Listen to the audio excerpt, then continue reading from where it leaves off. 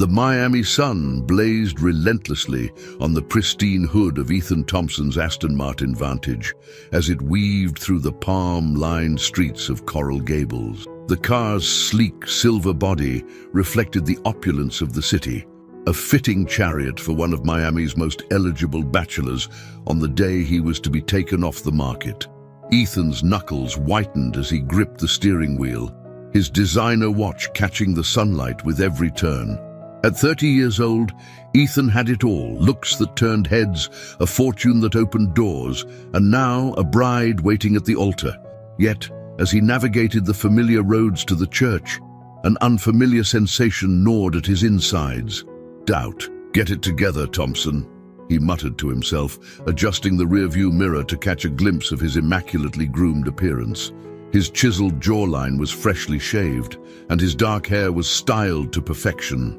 The custom-tailored Tom Ford tuxedo fit him like a glove, a stark contrast to the casual attire he usually sported while running his tech empire. As he approached a red light, Ethan's mind wandered to Olivia Parker, his soon-to-be wife. They had been Miami's golden couple for the past 2 years, gracing the covers of local magazines and setting social media abuzz with their public appearances. Olivia, with her statuesque figure and megawatt smile, was the perfect complement to Ethan's rugged good looks and boyish charm. Their whirlwind romance had been the talk of the town. They'd met at a charity gala where Olivia had been representing her family's philanthropic foundation. One dance led to dinner, dinner led to a string of exotic vacations, and before long, Ethan found himself down on one knee, presenting Olivia with a ring that cost more than most people's homes. The light turned green, and Ethan accelerated, the powerful engine purring beneath him. He glanced at the clock on the dashboard and frowned. He was running late, a habit that had always irritated Olivia. As if on cue, his phone began to ring, the custom ringtone he'd set for her, filling the car's interior. Ethan hesitated for a moment before answering. "Hey, beautiful," he said, trying to infuse his voice with an enthusiasm he didn't quite feel. "Ethan, where are you?" Olivia's voice was sharp, tinged with anxiety and a hint of annoyance. "The guests are starting to arrive, and you're nowhere to be seen. Please tell me you're almost here." "I'm on my way, babe," Ethan replied, accelerating a bit more. "Traffic's a nightmare. You know how it gets on Saturdays." He heard Olivia take a deep breath on the other end of the line. "Ethan, this isn't just any Saturday. This is our wedding day, the biggest day of our lives.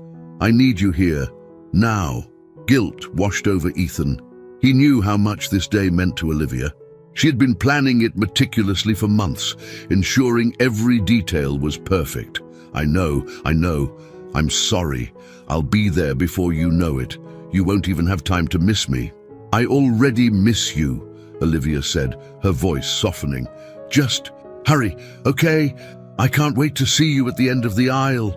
As Ethan opened his mouth to respond, his eyes darted to the rearview mirror. A car behind him was approaching fast, too fast. "Olivia, I gotta go. I'll see you soon. The words were cut short as the speeding car clipped Ethan's rear bumper. The Aston Martin fishtailed, and Ethan dropped his phone, both hands flying to the steering wheel.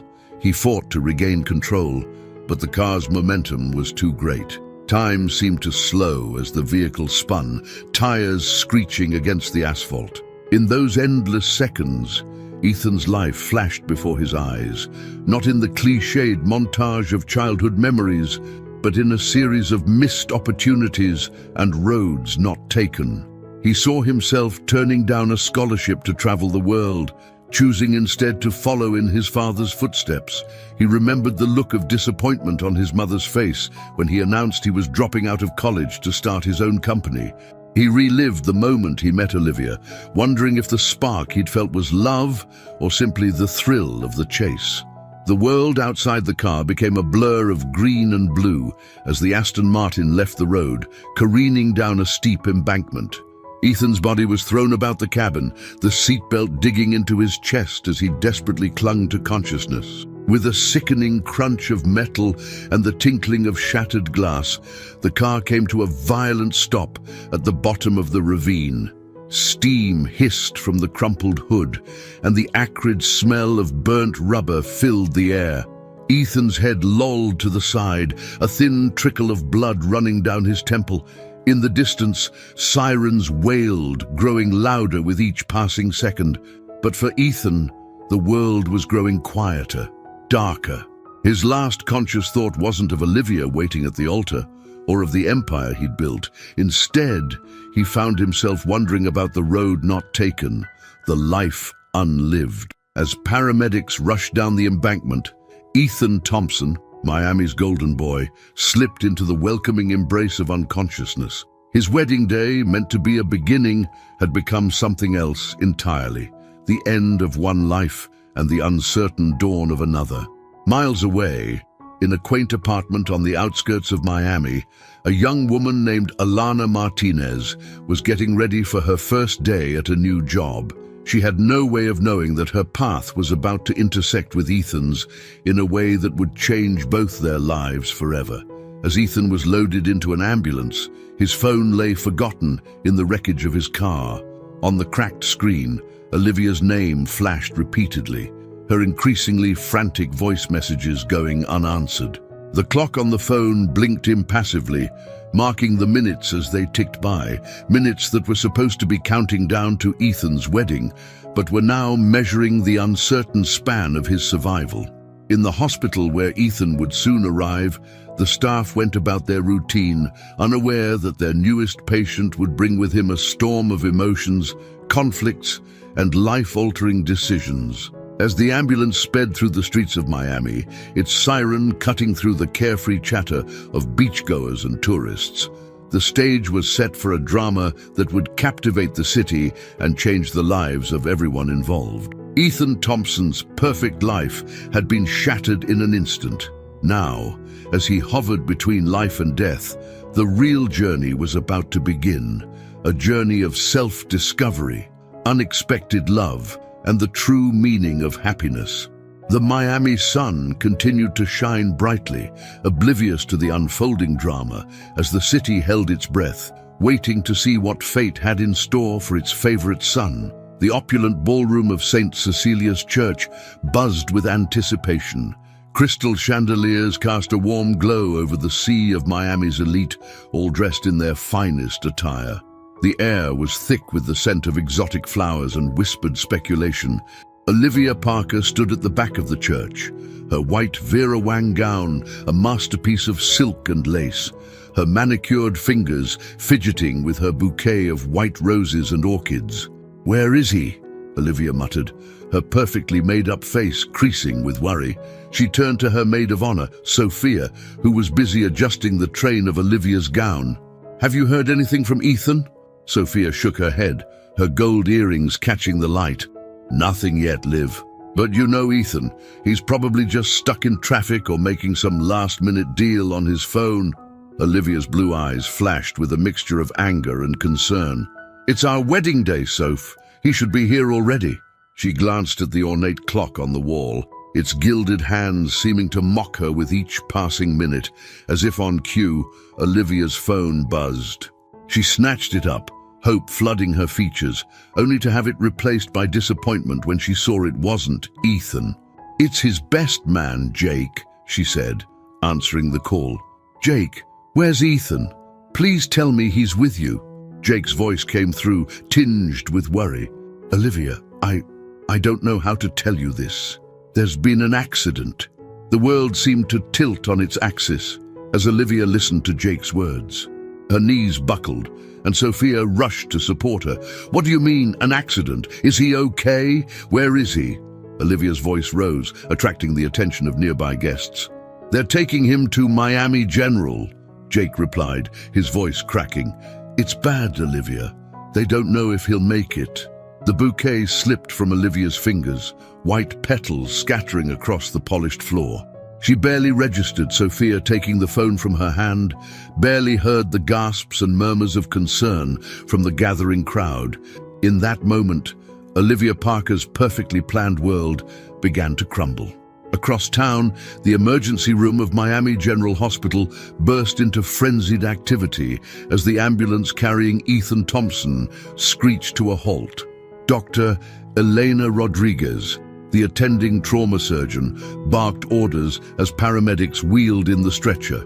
Goods male, 30 years old, victim of a high-speed MVA, possible head trauma, internal bleeding suspected, BP is dropping, pulse thready. One of the paramedics rattled off as they rushed Ethan through the sliding doors. Dr. Rodriguez's keen eyes took in Ethan's battered form, the torn tuxedo, the blood matting his dark hair. Get him to Trauma 1 Stat. I want a full set of scans, blood work, and page neurology. Move it, people. As the medical team swarmed around Ethan, a young woman in hospital scrubs watched from the sidelines, her dark eyes wide with shock.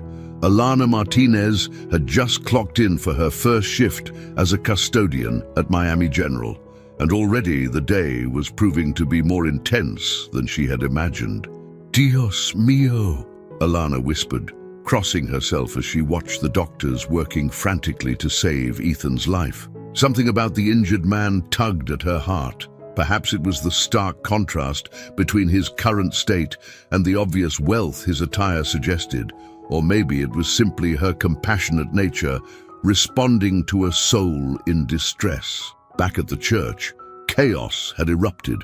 Guests murmured in shock as the news of Ethan's accident spread like wildfire.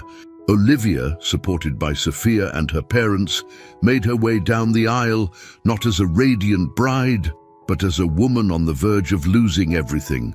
"We need to get to the hospital," Olivia said, her voice hoarse. Now, as they rushed out of the church, reporters who had been waiting to capture Miami's wedding of the year now swarmed around them, shouting questions. Flashes from cameras created a dizzying strobe effect, adding to the surreal nature of the moment. "Miss Parker, is it true Ethan Thompson was in an accident? Olivia, will the wedding be postponed? Is there any truth to the rumors that Ethan was having second thoughts?" Olivia flinched at the last question, a seed of doubt planting itself in her mind. She pushed it aside, focusing on getting to Ethan. As they climbed into the waiting limousine, Olivia caught a glimpse of her reflection in the window, a vision in white, a bride without a groom. At Miami General, Dr. Rodriguez emerged from the trauma room, her scrubs splattered with blood. She approached Jake, who had arrived moments earlier, his face ashen with worry. "Mr. Thompson's condition is critical," Dr. Rodriguez said, her voice calm but grave. "We've managed to stabilize him for now, but he's suffered a severe concussion and there's bleeding in his brain. We're prepping him for emergency surgery." Jake ran a hand through his hair, struggling to process the information. "But he'll be okay, right? I mean, it's Ethan. He's always okay." Dr. Rodriguez's expression softened. "We're doing everything we can, but I have to be honest. The next 24 hours are crucial. Even if he survives, there's a possibility of long-term damage. We won't know more until after the surgery." As if on cue, the elevator doors opened and Olivia burst out, still in her wedding gown, followed by a trail of family members and friends.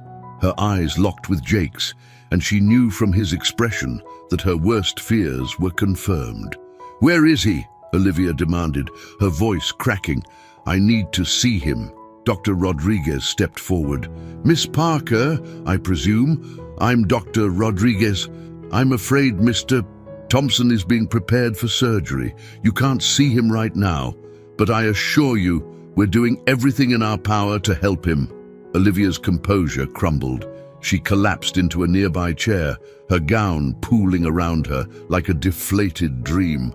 "This can't be happening," she whispered. "We were supposed to be saying our vows right now. We were supposed to be starting our life together." As the group huddled together, offering comfort and support, Alana watched from a distance, her heart aching for the beautiful bride and the man fighting for his life. She couldn't shake the feeling that she was witnessing the beginning of something momentous, something that would change lives forever. Hours ticked by, the waiting room a tableau of anxiety and fear. Olivia paced restlessly, her once perfect hairdo now disheveled, her makeup streaked with tears. Jake fielded calls from concerned friends and relentless media, while Sophia tried in vain to convince Olivia to change out of her wedding gown. "I can't," Olivia insisted. "It feels like if I take it off, I'm giving up on him, on us." As night fell, casting long shadows through the hospital windows, Dr. Rodriguez finally emerged from the operating room.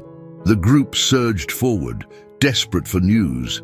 "Mr. Thompson made it through the surgery," Dr. Rodriguez began, and a collective sigh of relief swept through the room.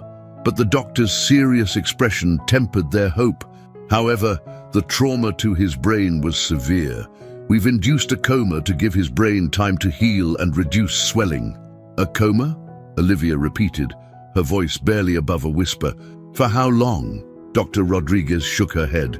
"It's impossible to say. It could be days, weeks, or longer. And I must prepare you. There's a possibility he may never wake up." The words hung in the air, heavy and suffocating. Olivia swayed on her feet, and Jake quickly moved to support her.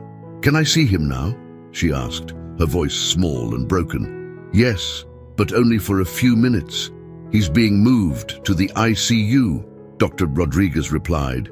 As Olivia was led away, Alana, who had been discreetly tidying the waiting area, felt a lump in her throat. She had overheard everything, and the tragedy of the situation overwhelmed her. On impulse, she slipped away to the hospital's small chapel. Kneeling in the quiet space, Alana lit a candle and bowed her head. "Lord," she whispered in Spanish, "please watch over Ethan Thompson and give strength to those who love him. Guide the doctor's hands and bring healing to his body and mind." Meanwhile, Olivia stood by Ethan's bedside, barely recognizing the man before her. Tubes and wires snaked from his body, the steady beep of monitors the only indication of life. His handsome face was swollen and bruised, a stark contrast to the vibrant man she had expected to marry. "Oh, Ethan," Olivia breathed, reaching out to touch his hand. "What happened? Where were you going? Why weren't you at the church?" The questions tumbled out, met only by the rhythmic hiss of the ventilator. As she stood there, still in her wedding gown, Olivia felt as though she was standing on the edge of a precipice. The future she had so carefully planned now lay in ruins, replaced by an uncertain path filled with fear and doubt. Outside the ICU, life in Miami continued. The sun set over the ocean, painting the sky in hues of orange and pink. But for those gathered at Miami General, the world had stopped turning. As night settled over the city, Ethan Thompson lay still and silent, unaware of the vigil being kept at his bedside, or of the young woman in the chapel whose prayers would soon intertwine with his fate in ways no one could have predicted. The stage was set for a story of love, loss, and redemption, a tale that would captivate Miami and change the lives of Ethan, Olivia, and Alana forever. The following days unfolded in a haze of uncertainty and grief. Miami, a city accustomed to the glitz and glamour of its elite, found itself captivated by the tragedy that had befallen one of its favorite sons. The story of Ethan Thompson's accident on his wedding day spread like wildfire, dominating local news and social media. Olivia Parker, once the envy of Miami's social scene, now found herself thrust into a role she never anticipated, that of the devoted fiancé keeping vigil at her comatose partner's bedside. The transition from blushing bride to grief-stricken caregiver was jarring, to say the least. On the third day after the accident, Olivia sat in Ethan's private room in the ICU, her fingers intertwined with his unresponsive hand. She had finally changed out of her wedding gown, but the designer outfit she wore seemed just as out of place in the sterile hospital environment. "Miss Parker," a gentle voice interrupted her thoughts. Olivia looked up to see Dr. Elena Rodriguez entering the room, chart in hand. "How are you holding up?" Olivia attempted a weak smile. "As well as can be expected, I suppose. Any changes?" Dr. Rodriguez shook her head, her expression sympathetic but professional. "I'm afraid not. Ethan's condition remains stable, but there's been no significant improvement in his brain activity." Olivia's shoulders sagged. How long can this go on? When will he wake up? I wish I could give you a definitive answer, Dr. Rodriguez replied, taking a seat next to Olivia. The truth is, with brain injuries like Ethan's, recovery is unpredictable. It could be days, weeks, or, she hesitated, or longer. The unspoken possibility hung heavy in the air. Olivia felt a lump forming in her throat. You mean he might never wake up? Dr. Rodriguez placed a comforting hand on Olivia's arm. We're not at that point yet. Ethan is young and was in excellent health before the accident. That works in his favor. But I want you to be prepared for a potentially long recovery process. Olivia nodded, blinking back tears. What can I do? I feel so helpless. Talk to him, Dr. Rodriguez suggested. Play his favorite music, read to him. Some studies suggest that coma patients may be able to hear and process information on some level. And most importantly, take care of yourself. Ethan will need you to be strong when he wakes up. As Dr. Rodriguez left the room, Olivia turned back to Ethan, studying his face. The bruises were beginning to fade, but he still looked so unlike the vibrant man she knew. She leaned in close, whispering, "I'm here, Ethan. I'm not going anywhere. Please come back to me." Meanwhile, on the other side of the hospital, Alana Martinez was starting her shift. As she pushed her cleaning cart down the hallway, she couldn't help but think about the handsome man in the ICU and his beautiful, heartbroken fiancée. Over the past few days, she had caught glimpses of Olivia and overheard snippets of conversation among the staff. The tragic story had touched something deep within Alana. As she approached Ethan's room, Alana slowed her pace. She could see Olivia through the glass, her head bowed, shoulders shaking with silent sobs. Alana's heart ached at the sight. Without thinking, she knocked softly on the door. Olivia's head snapped up, hastily wiping away tears. "Yes?" Alana hesitated, suddenly unsure of herself. "I'm sorry to disturb you, miss. I just wanted to see if you needed anything. A fresh blanket, perhaps, or some water." Olivia blinked, as if truly seeing Alana for the first time.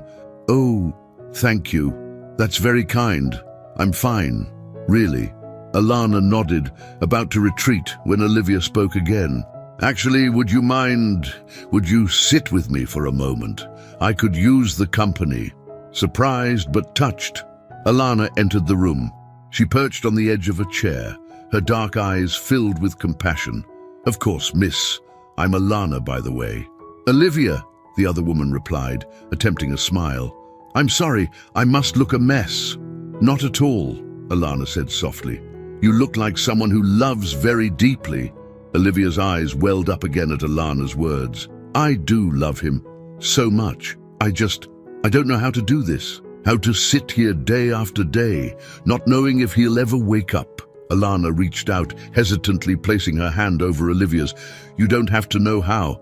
You just have to be here, one day at a time, and it's okay to take breaks, to take care of yourself too." Olivia looked at Alana, really looked at her. There was something about this young woman, a warmth, a genuineness that Olivia found comforting. "Thank you, Alana." I needed to hear that. As the two women sat in companionable silence, neither could have predicted how their lives would become intertwined in the coming weeks and months. Alana, driven by a deep sense of empathy and a growing attachment to both Ethan and Olivia, found herself spending more and more time in and around Ethan's room. She would come early before her shift to leave fresh flowers by his bedside, or stay late to tidy up and make sure Olivia had everything she needed. At first, Olivia barely noticed Alana's presence, too consumed by her own grief and worry. But gradually, she began to look forward to the young woman's visits, finding comfort in her quiet strength and unwavering optimism. One evening, about 2 weeks after the accident, Alana arrived to find Olivia in tears, clutching her phone. "What's wrong?" Alana asked, rushing to Olivia's side. "It's the board of Ethan's company," Olivia choked out. "They're talking about appointing an interim CEO. It's like they're giving up on him." Alana sat next to Olivia, offering silent support. "They're just doing what they think is best for the company," she said gently. It doesn't mean they're giving up on Ethan. Olivia shook her head, frustration evident in her voice. You don't understand. Ethan's whole life is that company. He built it from nothing. If he wakes up and it's not there, when he wakes up, Alana corrected softly, and when he does, he'll need you more than any company. Olivia looked at Alana, struck by the conviction in her voice. How do you do that? How do you stay so positive? Alana smiled, a hint of sadness in her eyes. Where I come from, hope is sometimes all we have. My abuela always said, La esperanza es lo último que se pierde. Hope is the last thing to be lost. As Alana spoke, neither woman noticed the slight twitch of Ethan's finger, a tiny movement lost in the emotional moment between them. Days turned into weeks, and weeks into a month. The media frenzy around Ethan's accident began to die down, replaced by newer scandals and stories. But for those closest to him, life remained in a state of suspended animation. Olivia found herself torn between her vigil at Ethan's bedside and the demands of her own life. Her family's foundation needed her attention, and Ethan's company was facing increasing pressure in his absence. She began to spend less time at the hospital, guilt gnawing at her every time she left. In contrast, Alana's presence became more constant. She would read to Ethan during her breaks, everything from the day's headlines to poetry in her native Spanish. She talked to him about her life, her dreams, and her growing friendship with Olivia. One afternoon, as Alana was changing the water for Ethan's flowers, she noticed something different. His eyelids seemed to flutter, ever so slightly. Heart racing, she called for Dr. Rodriguez. After a thorough examination, Dr. Rodriguez turned to Alana with a cautious smile. There does seem to be an increase in his brain activity. It's subtle, but it's there. This could be a good sign. Alana felt a surge of hope. She couldn't wait to tell Olivia the news, but as she reached for her phone, she hesitated. Was it her place to share this information?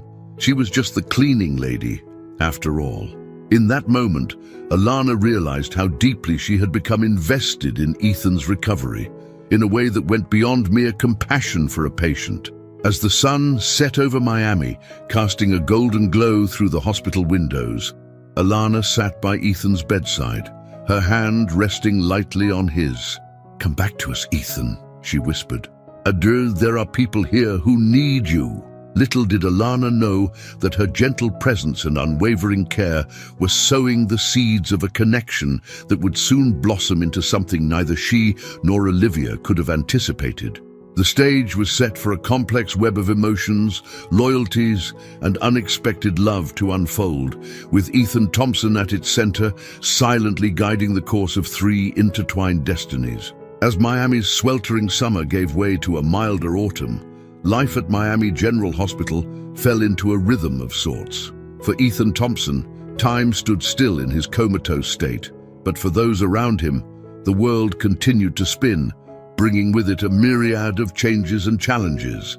Olivia Parker found herself increasingly torn between her vigil at Ethan's bedside and the mounting pressures of her life outside the hospital. The initial shock of the accident had worn off, replaced by a gnawing sense of uncertainty and, though she was loath to admit it, frustration. One crisp October morning, Olivia strode into Ethan's room, her Louboutins clicking sharply against the linoleum floor. She was dressed impeccably in a tailored Chanel suit, a stark contrast to the sterile hospital environment. "Good morning, Mr. Thompson," she said, her voice carrying a forced cheerfulness. "I hope you're ready for some excitement because the board meeting today is going to be a doozy." As she settled into the chair beside Ethan's bed, Olivia's facade cracked slightly. She reached out to brush a strand of hair from his forehead, her touch lingering. "Oh, Ethan," she sighed, "I don't know how much longer I can do this. The company needs you. I need you." Unbeknownst to Olivia, Alana had just arrived for her shift and was standing outside the room, a fresh bouquet of flowers in her hands. She hesitated, not wanting to intrude on the private moment. Olivia continued, her voice dropping to a whisper. They're talking about selling off parts of the company. Ethan, your life's work. I'm trying to hold them off, but without you there..." She trailed off, frustration evident in her tone. Alana knocked softly on the door, not wanting to eavesdrop any further. Olivia quickly composed herself, straightening in her chair. "Come in," she called out, her socialite mask firmly back in place. "Good morning, Miss Parker," Alana said, entering the room with a warm smile. "I brought fresh flowers for Mr. Thompson." Olivia nodded, a flicker of genuine warmth breaking through her composed exterior. "Thank you, Alana.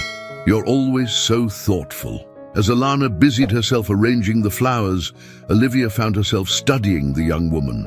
Over the past weeks, Alana had become a constant presence, a source of quiet strength that Olivia hadn't realized she'd come to rely on. "Alana," Olivia said suddenly, "would you mind sitting with Ethan for a while? I have a board meeting to attend and I don't like leaving him alone." Alana's eyes widened in surprise. "Of course, Miss Parker, I'd be happy to." Olivia stood, gathering her designer handbag. She leaned over Ethan, pressing a quick kiss to his forehead. "I'll be back soon, darling," she murmured. As she turned to leave, she paused by Alana. "Thank you," she said softly, squeezing the younger woman's arm. Once Olivia had left, Alana settled into the chair by Ethan's bed. She pulled out a worn paperback from her pocket.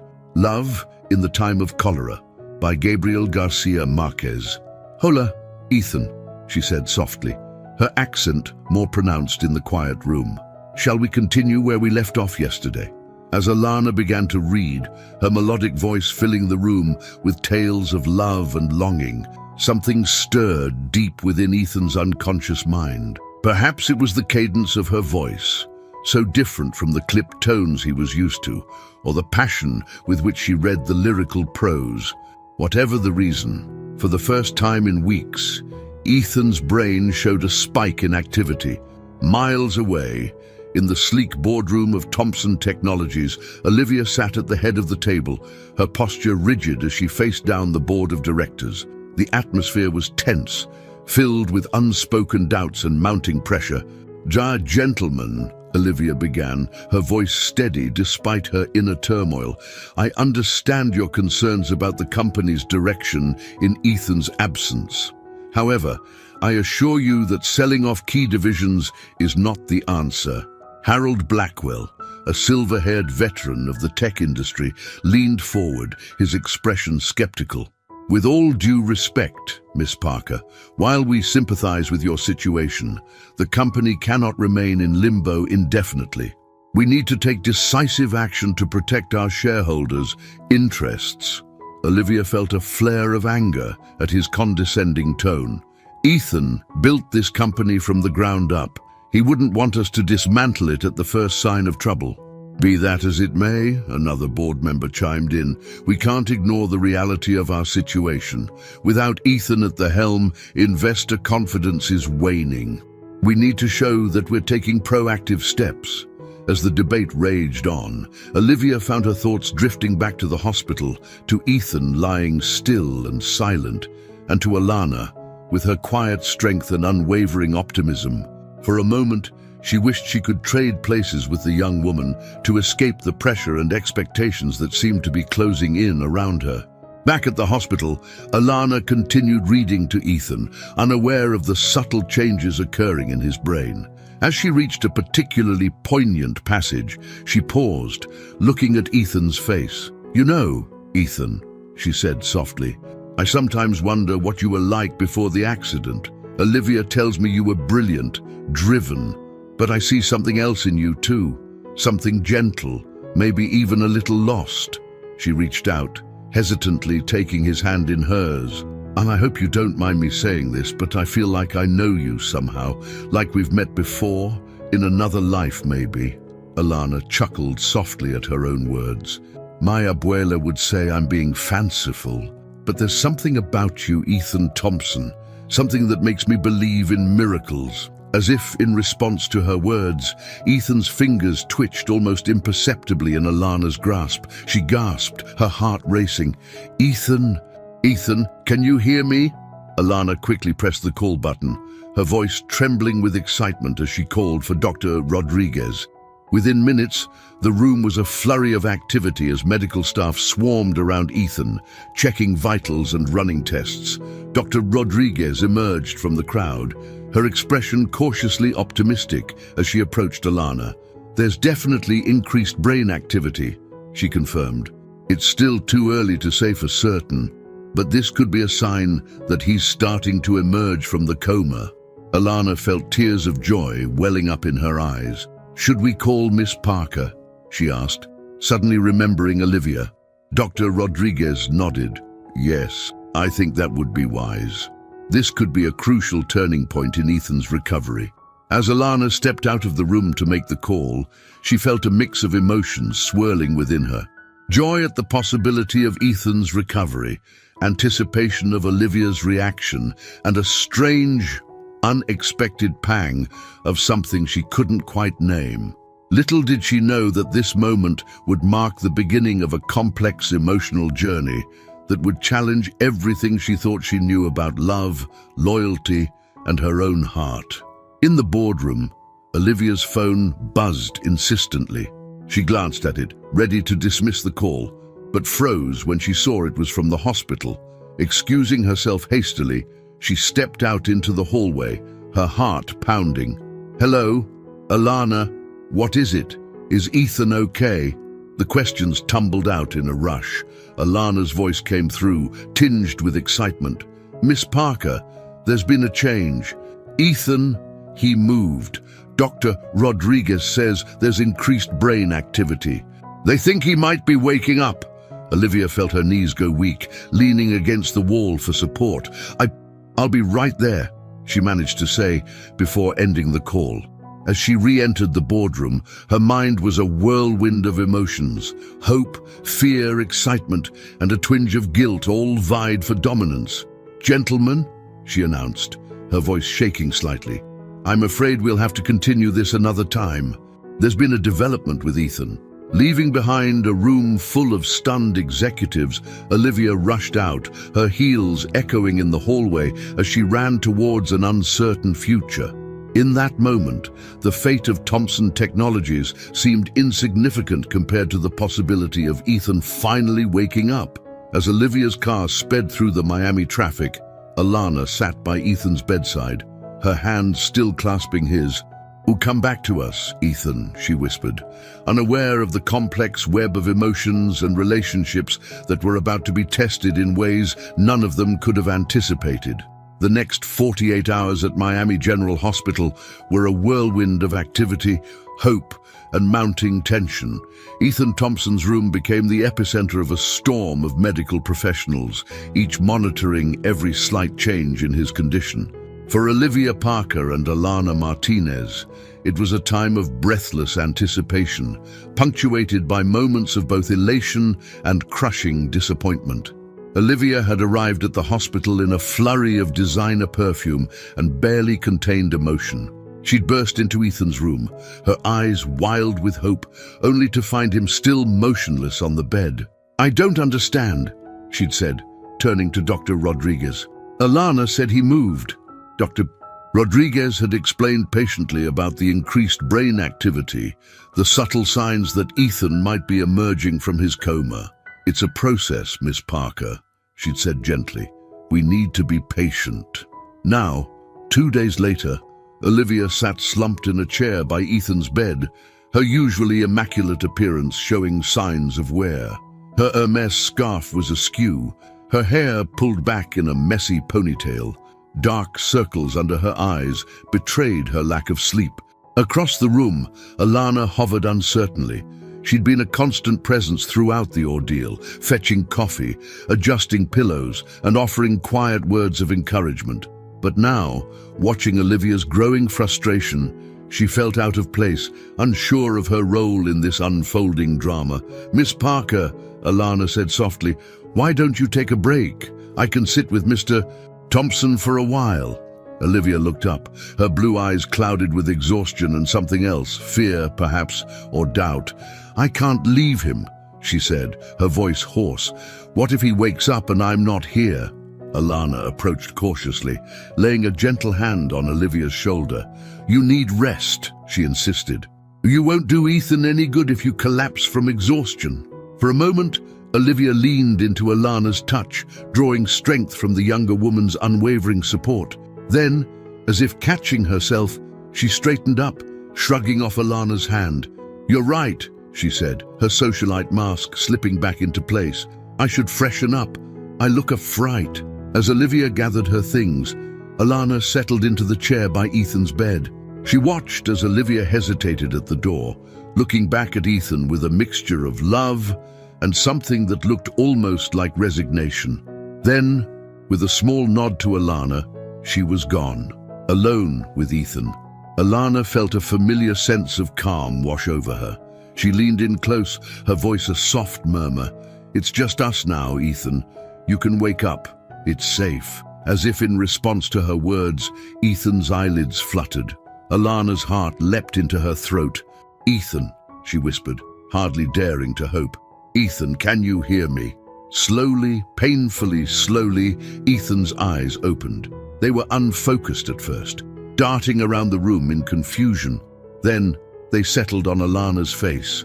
"Agua," he croaked, his voice rough from disuse. Alana blinked in surprise. Had he just spoken Spanish? Shaking off her confusion, she quickly reached for the water glass, helping Ethan take a small sip. "I'll get the doctor," she said, her voice trembling with excitement. But as she turned to leave, Ethan's hand shot out, grasping her wrist with surprising strength. "No," he said, his eyes locked on hers. "Stay." Alana hesitated, torn between her duty to alert the medical staff and the inexplicable pull she felt towards this man she'd come to know only in silence. "Okay," she said softly, settling back into the chair. "I'm here." For several long moments, they simply looked at each other. Ethan's eyes, a warm brown that Alana had only imagined before, seemed to search her face with an intensity that made her breath catch. "Do I know you?" Ethan finally asked, his brow furrowed in confusion. Alana felt a pang in her chest. Of course, he wouldn't remember her. She was just the cleaning lady who'd sat with him while he was unconscious. "No," she said gently. "I'm Alana. I work here at the hospital." Ethan's frown deepened. "But I feel like I've heard your voice before. You were reading to me, weren't you, about love in the time of something?" Alana's eyes widened in surprise. "Yes," she breathed. "Love in the time of cholera. You could hear me?" Ethan nodded slowly, wincing slightly at the movement. "I could hear you. Your voice. It was like a lifeline. I followed it back." Alana felt tears pricking at her eyes. Before she could respond, the door burst open, and Olivia rushed in, followed closely by Dr. Rodriguez. "Ethan!" Olivia cried, pushing past Alana to reach the bed. "Oh my God, you're awake!" Ethan blinked, his expression confused as he looked at Olivia. I'm sorry, but who are you?" The room fell silent, the only sound the steady beep of the heart monitor. Olivia recoiled as if she'd been slapped, her face draining of color. "Ethan, it's me, Olivia, your fiancé." Ethan's eyes darted between Olivia and Alana, confusion and distress evident on his face. I can't remember." Dr. Rodriguez stepped forward, her voice calm and professional. "Mr. Thompson, please try to remain calm. Memory loss is not uncommon after a traumatic brain injury. We'll need to run some tests to assess the extent of the amnesia." As the doctor began checking Ethan's vitals, Olivia turned to Alana, her eyes flashing with a mix of hurt and accusation. "You were here when he woke up? Why didn't you call me immediately?" Alana flinched at Olivia's tone. "I'm sorry, Miss Parker, it all happened so fast. And he asked me to stay." Olivia's eyes narrowed. "He asked you to stay? What exactly has been going on while I've been away?" Before Alana could respond, Ethan's voice cut through the tension. "Please," he said, his voice strained. I don't know what's happening. Can someone explain?" Dr. Rodriguez intervened, her tone brooking no argument. "I think it's best if we limit visitors for now. Mr. Thompson needs rest, and we need to run some tests." I'm going to have to ask everyone to leave." Olivia looked like she wanted to protest, but something in the doctor's expression made her hold her tongue. She leaned down, pressing a kiss to Ethan's forehead. "I'll be back soon, darling. Try to rest." As Olivia swept out of the room, Alana lingered for a moment. Her eyes met Ethan's, and she saw in them a mixture of fear and something else. A spark of recognition, perhaps, or a plea for help. "Oh, gracias," Ethan whispered, so softly that Alana wasn't sure she'd heard correctly. As Alana left the room, her mind was reeling. Ethan had woken up, but he didn't remember Olivia. He'd spoken Spanish, and he seemed to remember her voice, her presence. What did it all mean? In the hallway, Olivia was pacing, her heels clicking angrily on the linoleum floor. She turned as Alana approached, her eyes blazing. "We need to talk," she said, her voice low and dangerous. "Now!" Alana nodded, her heart racing. She could feel the ground shifting beneath her feet, the carefully constructed world she'd built around Ethan's bedside crumbling. As she followed Olivia to a quiet corner of the waiting room, Alana knew that nothing would ever be the same again. The awakening of Ethan Thompson had set in motion a chain of events that would test the boundaries of love, loyalty, and identity.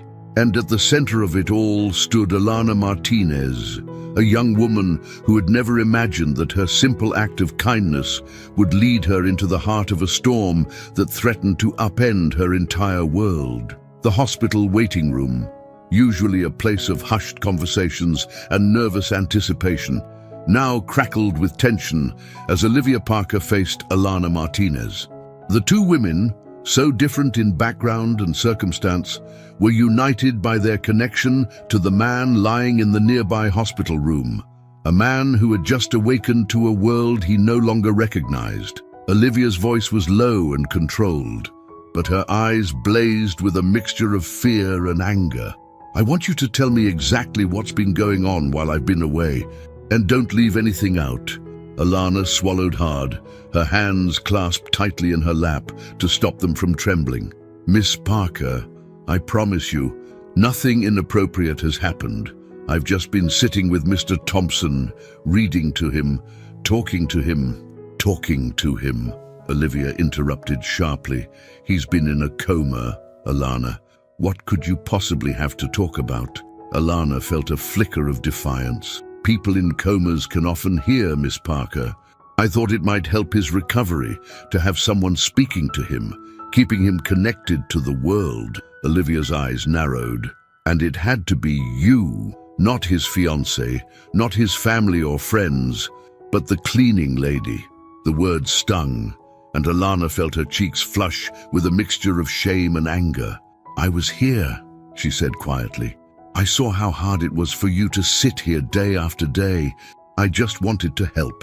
For a moment, Olivia's mask slipped, and Alana caught a glimpse of the vulnerability beneath. "He remembered you," Olivia said, her voice barely above a whisper. "He woke up, and he remembered your voice, but he didn't know who I was. Do you have any idea how that feels?" Alana reached out instinctively, but Olivia flinched away. "I'm so sorry, Miss Parker. I never meant to..." "To what?" Olivia snapped, her defenses back up. "To get so involved, to overstep your boundaries, because that's exactly what you've done, Alana. You're not family, you're not even a friend. You're an employee of this hospital, and you've inserted yourself into a situation that doesn't concern you." Alana felt as if she'd been slapped. She stood up, her own anger rising to match Olivia's. "With all due respect, Miss Parker, I may not be family, but I've been here every day, reading to him, talking to him, making sure he wasn't alone. Where were you?" The words hung in the air between them, sharp and accusatory. Olivia recoiled as if physically struck, her face paling. For a long moment, neither woman spoke, the weight of unspoken truths and unacknowledged fears pressing down on them both. Finally, Olivia spoke, her voice cold and distant. "I think it's best if you don't come near Ethan's room anymore. I'll be speaking to hospital administration about having you reassigned." Alana felt her heart sink. The thought of not seeing Ethan, of not being there for him as he navigated this confusing new reality, was almost physically painful. But she knew she had no right to protest. "I understand," she said softly. "I truly am sorry, Miss Parker. I only wanted to help." As Alana turned to leave, Olivia's voice stopped her. "He spoke Spanish, didn't he?" When he first woke up, Alana hesitated, then nodded. "Yes, he asked for water." "In Spanish?" Olivia's brow furrowed. "Ethan doesn't speak Spanish. At least, he never has before." Before Alana could respond, Dr. Rodriguez approached, her expression grave. "Miss Parker, Miss Martinez, I need to speak with you both about Mr. Thompson's condition." The two women followed the doctor to a small conference room, their personal conflict momentarily set aside in the face of more pressing concerns. Dr. Rodriguez didn't waste time on pleasantries. "Mr. Thompson is suffering from a form of retrograde amnesia," she began. "He seems to have lost most of his personal memories from before the accident. However, his procedural memory, his ability to perform tasks and skills, appears to be largely intact." Olivia leaned forward, her voice tight with worry. "But he'll recover his memories, won't he? It's just temporary." Dr. Rodriguez's expression was carefully neutral. "It's difficult to say at this point. Brain injuries are complex, and recovery can be unpredictable. Some patients regain their memories quickly, others may take months or years, and in some cases, what?" Olivia pressed. "In some cases, the memories may never fully return," Dr. Rodriguez finished gently. Olivia sat back, her face a mask of shock. Alana, unable to help herself, reached out and placed a comforting hand on Olivia's arm. This time, Olivia didn't pull away. "There's something else," Dr. Rodriguez continued. "Mr. Thompson seems to have acquired some new skills or knowledge that he didn't possess before the accident. His ability to speak Spanish, for instance." Alana and Olivia exchanged a startled glance. "How is that possible?" Alana asked. Dr. Rodriguez shook her head. "We're not entirely sure. There have been rare cases of patients awakening from comas with new abilities or knowledge, but the phenomenon is not well understood. It could be that Mr.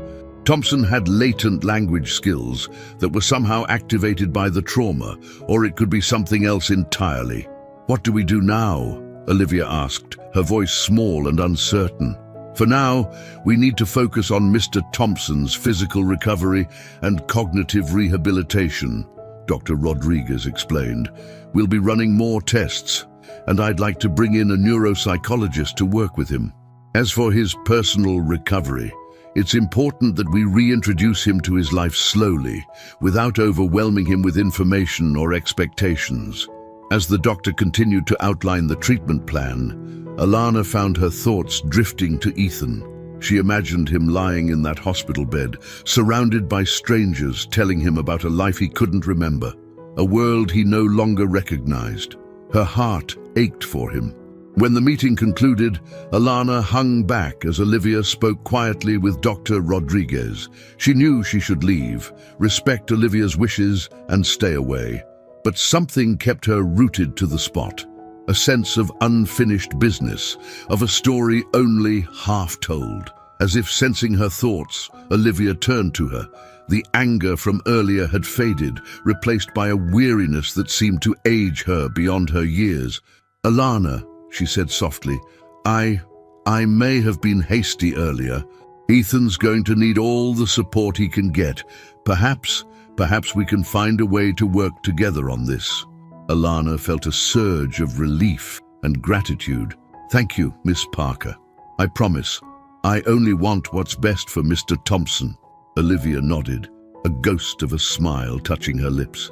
"I believe you, and please, call me Olivia." As the two women left the conference room, an uneasy truce formed between them. Neither could have predicted the challenges that lay ahead, or the ways in which their lives would become inexorably intertwined.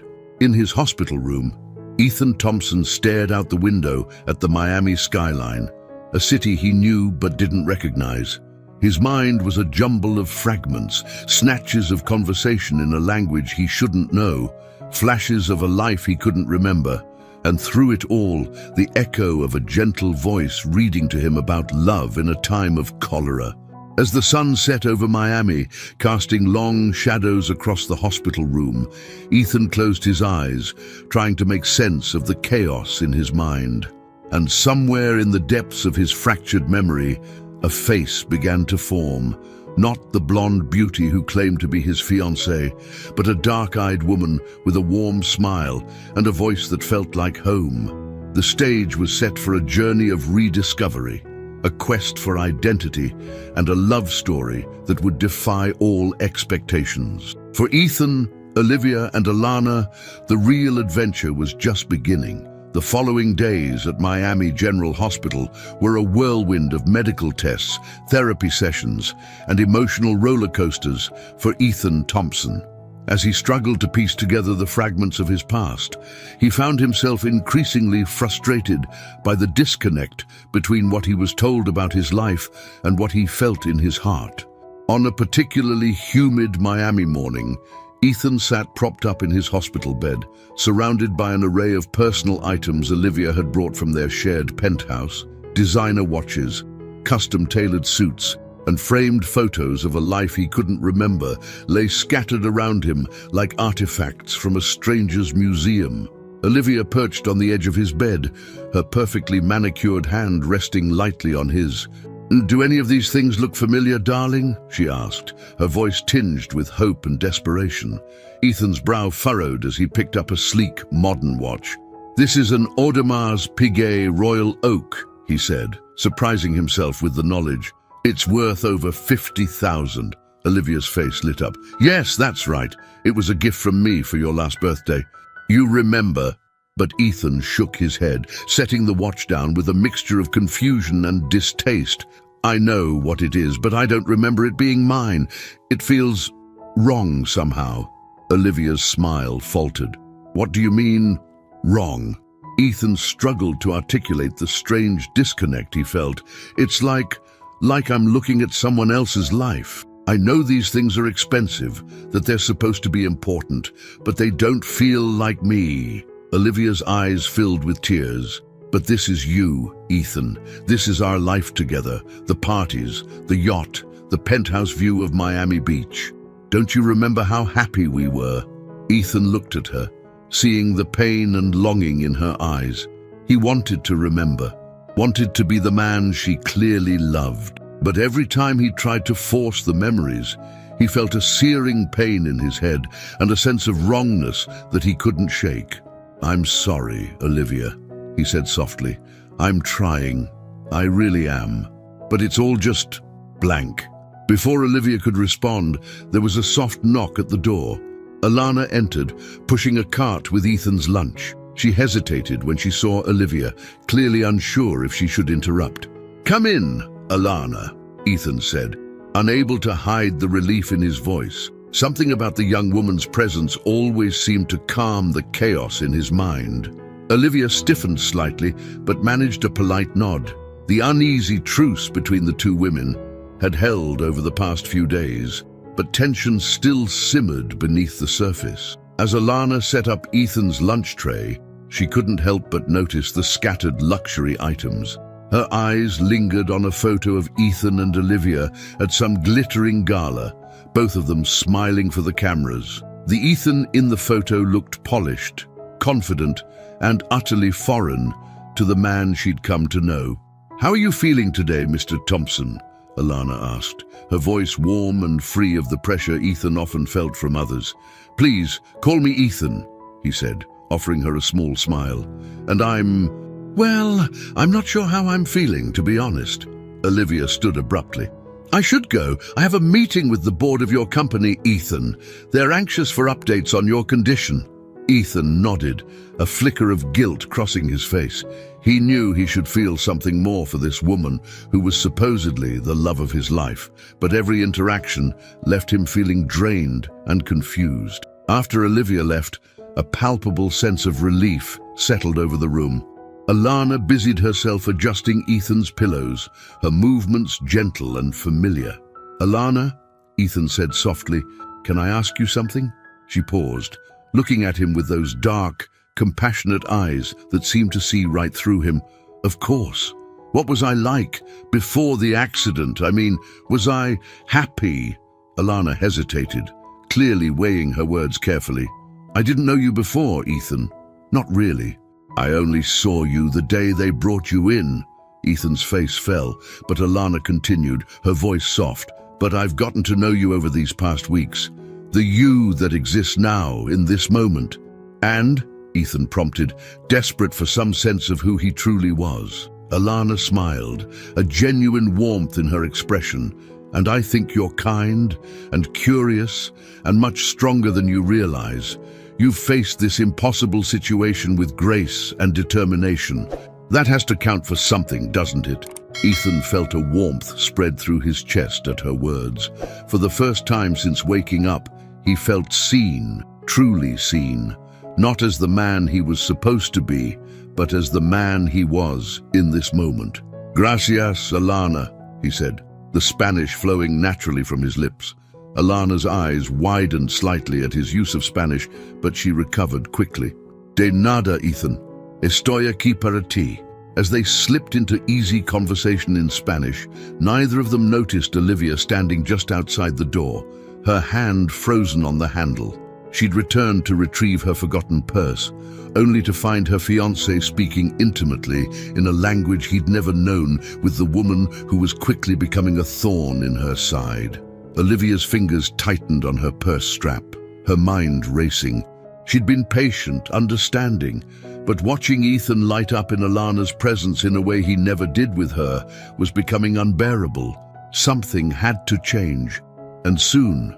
As she strode away from the room, Olivia's heels clicking sharply on the linoleum floor, she made a decision. It was time to bring in reinforcements. If Ethan couldn't remember their life together, she'd make sure to surround him with reminders of who he really was, the powerful, ambitious man she'd fallen in love with. Little did Olivia know that her actions would set in motion a chain of events that would force Ethan to confront not just who he was, but who he wanted to be. As Miami's unforgiving sun beat down on the hospital windows, the stage was set for a clash of identities, a test of loyalties, and a love that would defy all expectations. In his hospital room, blissfully unaware of the storm brewing around him, Ethan laughed at something Alana said, feeling for the first time since waking up that he might just be exactly where he was meant to be. The following week brought a whirlwind of changes to Ethan Thompson's world. Olivia, determined to jog his memory and reclaim the man she loved, had orchestrated a parade of visitors from Ethan's past. Business associates, college friends, and family members filed through his hospital room, each bearing stories and mementos of a life Ethan struggled to recognize. On a particularly stifling Miami afternoon, Ethan found himself face to face with his older brother, Alexander Thompson. The family resemblance was unmistakable, but Ethan felt no spark of recognition as he looked into eyes that mirrored his own. "Little brother," Alexander said, his voice gruff with emotion. "It's good to see you awake. You had us all worried sick." Ethan nodded, offering a polite smile that didn't quite reach his eyes. "I'm sorry. I know this must be difficult for you. I wish I could remember." Alexander waved off his apology, settling into the chair by Ethan's bed. "Don't worry about it. You'll get there. You've always been stubborn as hell. A little knock on the head isn't going to keep you down for long." As Alexander launched into stories of their childhood, tales of summer vacations in the Hamptons and heated sibling rivalries, Ethan found his mind wandering. He nodded at appropriate intervals, but the anecdotes felt like scenes from a movie he'd never watched.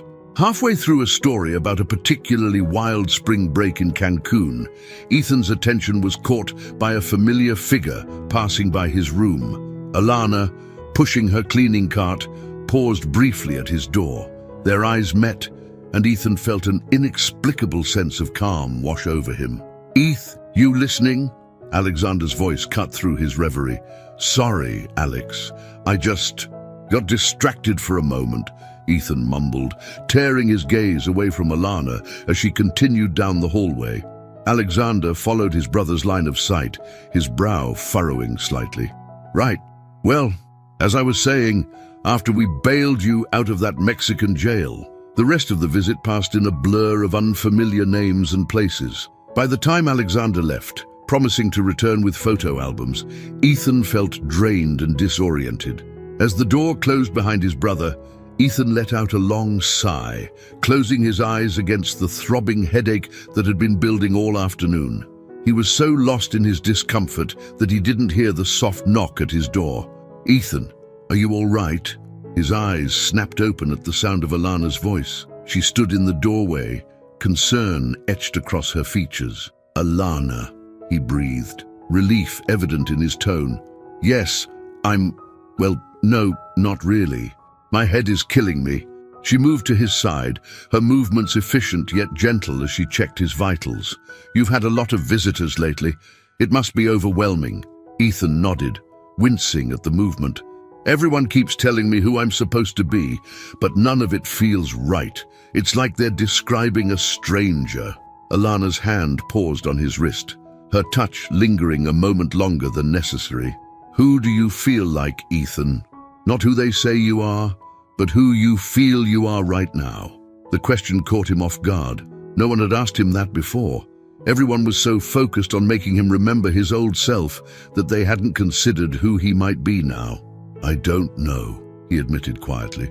"But I do know that the only time I feel like myself is," he trailed off, suddenly aware of how his words might sound. "Is when," Alana prompted gently. Ethan met her gaze, seeing nothing but warmth and understanding in her dark eyes. "When I'm talking to you," he finished softly. A faint blush colored Alana's cheeks, but before she could respond, a sharp voice cut through the moment. "What's going on here?" Olivia stood in the doorway, her eyes darting between Ethan and Alana. The tender scene before her confirmed her worst fears. Alana quickly stepped back, her professional demeanor sliding into place. "Miss Parker, I was just checking on Mr. Thompson's vitals. He has a headache." Olivia's eyes narrowed. "I'm sure that's not in your job description as a custodian." "Olivia, please," Ethan interjected, his tone sharper than he intended. Alana was just helping. A tense silence fell over the room. Olivia's gaze softened as she looked at Ethan, seeing the pain and confusion in his eyes. "I'm sorry, darling. I didn't mean to snap. I'm just worried about you." She moved to his side, taking the spot Alana had vacated. "How was your visit with Alex? Did it help jog any memories?" Ethan shook his head, immediately regretting the movement as his headache intensified. "No, nothing concrete, just vague impressions." Olivia's face fell, but she quickly masked her disappointment. "Well, it's still early. Dr. Rodriguez says it's important to keep exposing you to familiar things and people. Which reminds me, the board is eager to see you. I thought perhaps we could arrange a small gathering, just a few key executives." As Olivia continued outlining her plans, Ethan's gaze drifted to Alana, who was quietly tidying the room. Their eyes met briefly, and in that moment, Ethan felt a connection that transcended memory, a sense of understanding and acceptance that he hadn't experienced with anyone else since waking up.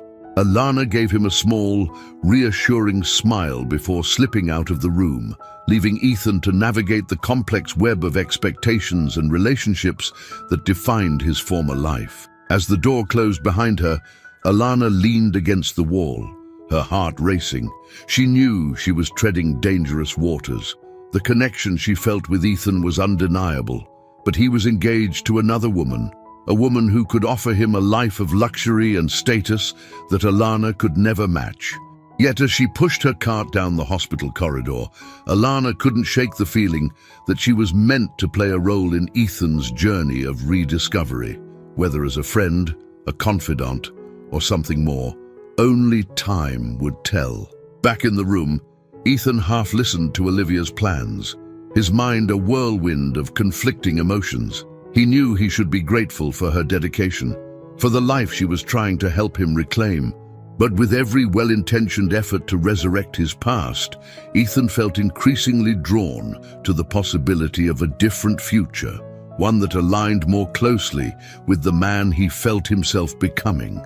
As Miami's relentless sun began to set, casting long shadows across the hospital room, the stage was set for a confrontation that would force Ethan to choose between the life he once knew and the one he was beginning to envision.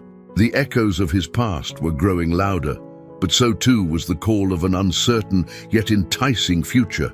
The next morning dawned bright and clear, Miami's skyline shimmering in the early light. For Ethan Thompson, however, the day ahead loomed like a storm on the horizon. Olivia had arranged for a small contingent from the board of Thompson Technologies to visit, hoping that exposure to his professional life might trigger some memories. As Ethan sat in his hospital bed, adjusting the collar of the crisp dress shirt Olivia had brought for him, he felt a sense of unease growing in the pit of his stomach. He glanced at his reflection in the small mirror on the bedside table, barely recognizing the man staring back at him. A soft knock at the door interrupted his thoughts. "Come in," he called, expecting to see Olivia or one of the nurses. Instead, Alana's familiar face appeared, her warm smile instantly easing some of his tension.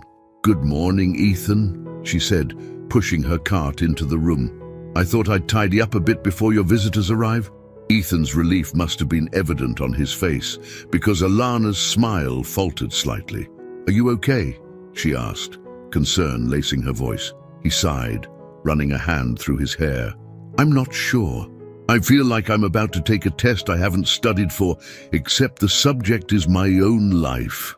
Alana approached, her dark eyes full of understanding. "It's okay to be nervous, Ethan. You don't have to pretend to be someone you're not." "But that's just it," Ethan said, frustration creeping into his voice. "Everyone expects me to be this brilliant, ruthless businessman. What if that's not who I am anymore? What if I don't want to be that person?" Alana hesitated for a moment, then sat on the edge of his bed, her voice low and earnest. "Ethan, listen to me. You've been given a rare opportunity here. Most people go through life never questioning who they are or what they want. You have a chance to rediscover yourself, to choose who you want to be." Her words struck a chord deep within Ethan. He reached out, taking her hand in his. "Thank you, Alana. I don't know what I'd do without you." The moment was interrupted by the sound of approaching voices. Alana quickly stood, resuming her task of straightening the room. Moments later, Olivia entered, followed by 3 men in expensive suits. "Darling," Olivia said, her voice bright but with an undercurrent of tension. "Look who's here to see you."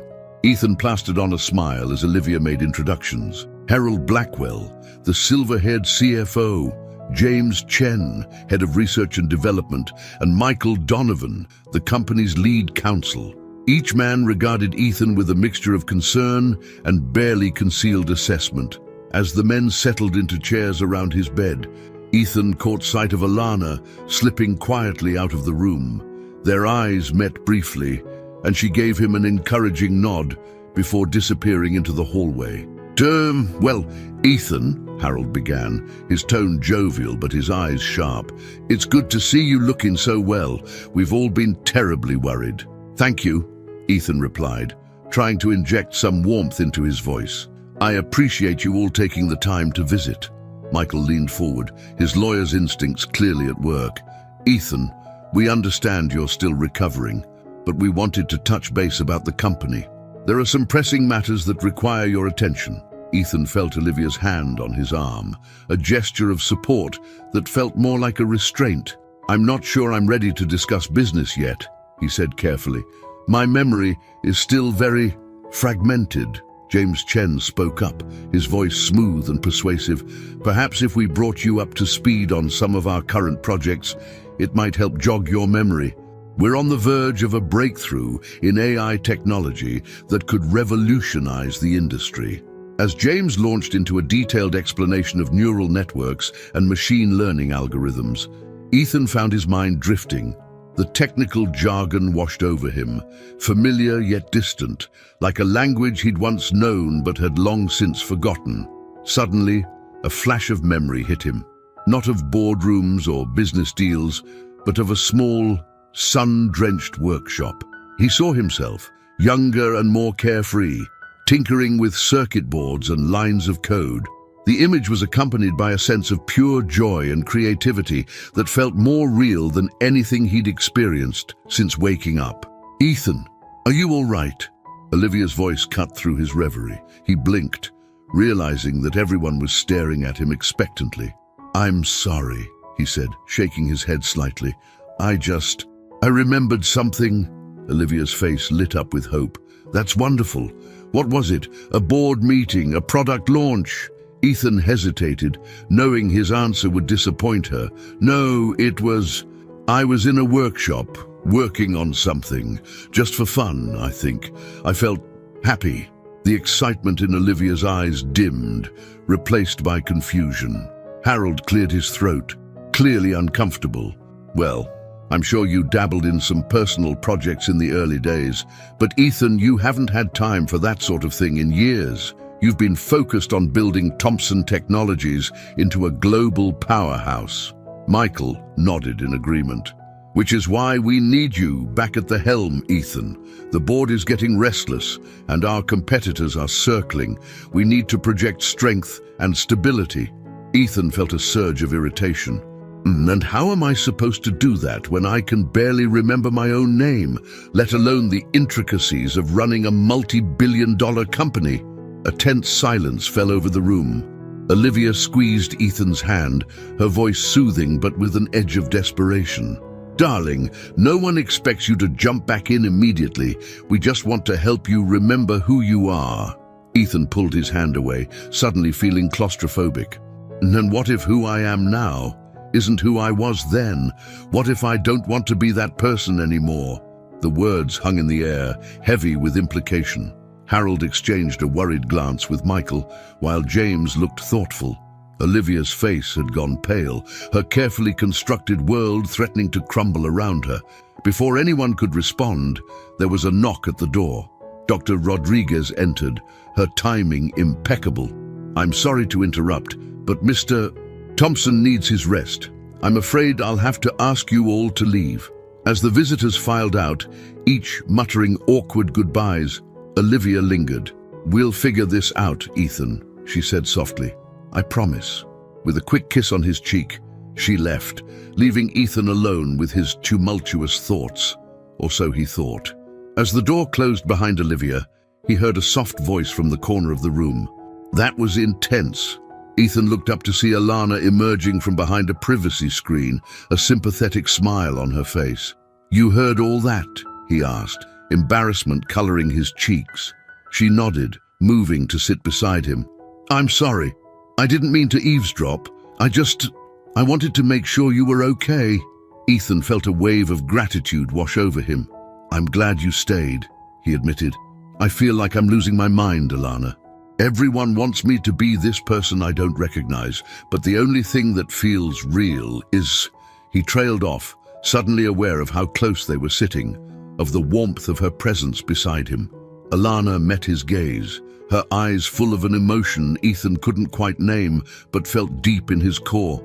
"Is what?" she whispered, her voice barely audible. Ethan swallowed hard, knowing he was standing on the edge of a precipice. Whatever he said next would change everything. He thought of Olivia, of the life he was supposed to want, of the expectations weighing on him from all sides. But in that moment, looking into Alana's eyes, Ethan Thompson made a choice not dictated by his past or by others' expectations, but by the person he was becoming. "You," he said simply, "you feel real." As the word left his lips, Ethan knew he had crossed a line from which there was no going back. The future stretched out before him, uncertain and fraught with challenges, but for the first time since waking up, he felt truly alive. In a hospital room in Miami, as the afternoon sun cast long shadows across the floor, two souls stood at a crossroads. The choice they made in that moment would set in motion a chain of events that would test the boundaries of love, loyalty, and self-discovery. For Ethan and Alana, the real journey was just beginning. The days following Ethan's confrontation with the board members were marked by a palpable shift in the atmosphere surrounding his recovery. Word of his reluctance to re-engage with Thompson Technologies spread quickly through Miami's business circles, sending ripples of concern through the company's stock prices and igniting furious speculation about the future of the tech giant. For Ethan, however, the external tumult felt distant compared to the internal transformation he was experiencing. His declaration to Alana had opened a floodgate of emotions and possibilities he was only beginning to explore. On a particularly humid morning, Ethan sat in his hospital room, staring out the window at the bustling city below. He was so lost in thought that he didn't hear the door open. "Penny, for your thoughts?" Ethan turned to see Dr. Elena Rodriguez entering the room, a gentle smile on her face. "Dr. Rodriguez," Ethan greeted her, attempting to return the smile. "I'm not sure my thoughts are worth even that much right now." The doctor pulled up a chair, her expression turning serious. "I heard about the meeting with your board members. How are you feeling about everything?" Ethan sighed, running a hand through his hair. "Confused, overwhelmed. A little guilty, if I'm being honest." "Guilty?" Dr. Rodriguez prompted. "Everyone has such high expectations for me," Ethan explained. "Olivia, the board, my family, they all want me to be this person I don't remember being. And I feel like I'm letting them down by not instantly becoming that man again." Dr. Rodriguez nodded thoughtfully. It's not uncommon for patients with amnesia to feel pressure to conform to their old identities. But Ethan, it's important to remember that recovery isn't just about regaining lost memories. It's also about adapting to your new reality. Her words struck a chord with Ethan. What if I don't want to be that person anymore?" he asked hesitantly. "What if the man I'm becoming now is different from who I was before?" "Then that's perfectly okay," Dr. Rodriguez assured him. "Trauma changes people, Ethan. Sometimes in ways we can't predict or control. The important thing is to be true to yourself, the self you are now, not the self others remember."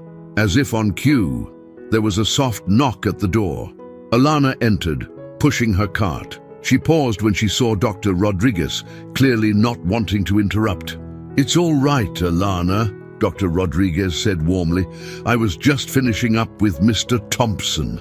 As Alana began her usual routine of tidying the room, Dr. Rodriguez turned back to Ethan. "Remember, Ethan, your recovery is your own journey. Don't be afraid to explore new paths." With a meaningful glance between Ethan and Alana, the doctor left the room, leaving a charged silence in her wake. Alana busied herself with straightening Ethan's bedside table, her movements betraying a nervousness that hadn't been there before. "How are you feeling today?" she asked, not quite meeting his eyes. "Better now," Ethan said softly, causing Alana to look up at him. The intensity of his gaze made her breath catch. "Alana," Ethan began, his voice low and earnest, "about what I said the other day." "You don't have to explain," Alana interrupted quickly. "I understand. You were overwhelmed, and I was just convenient."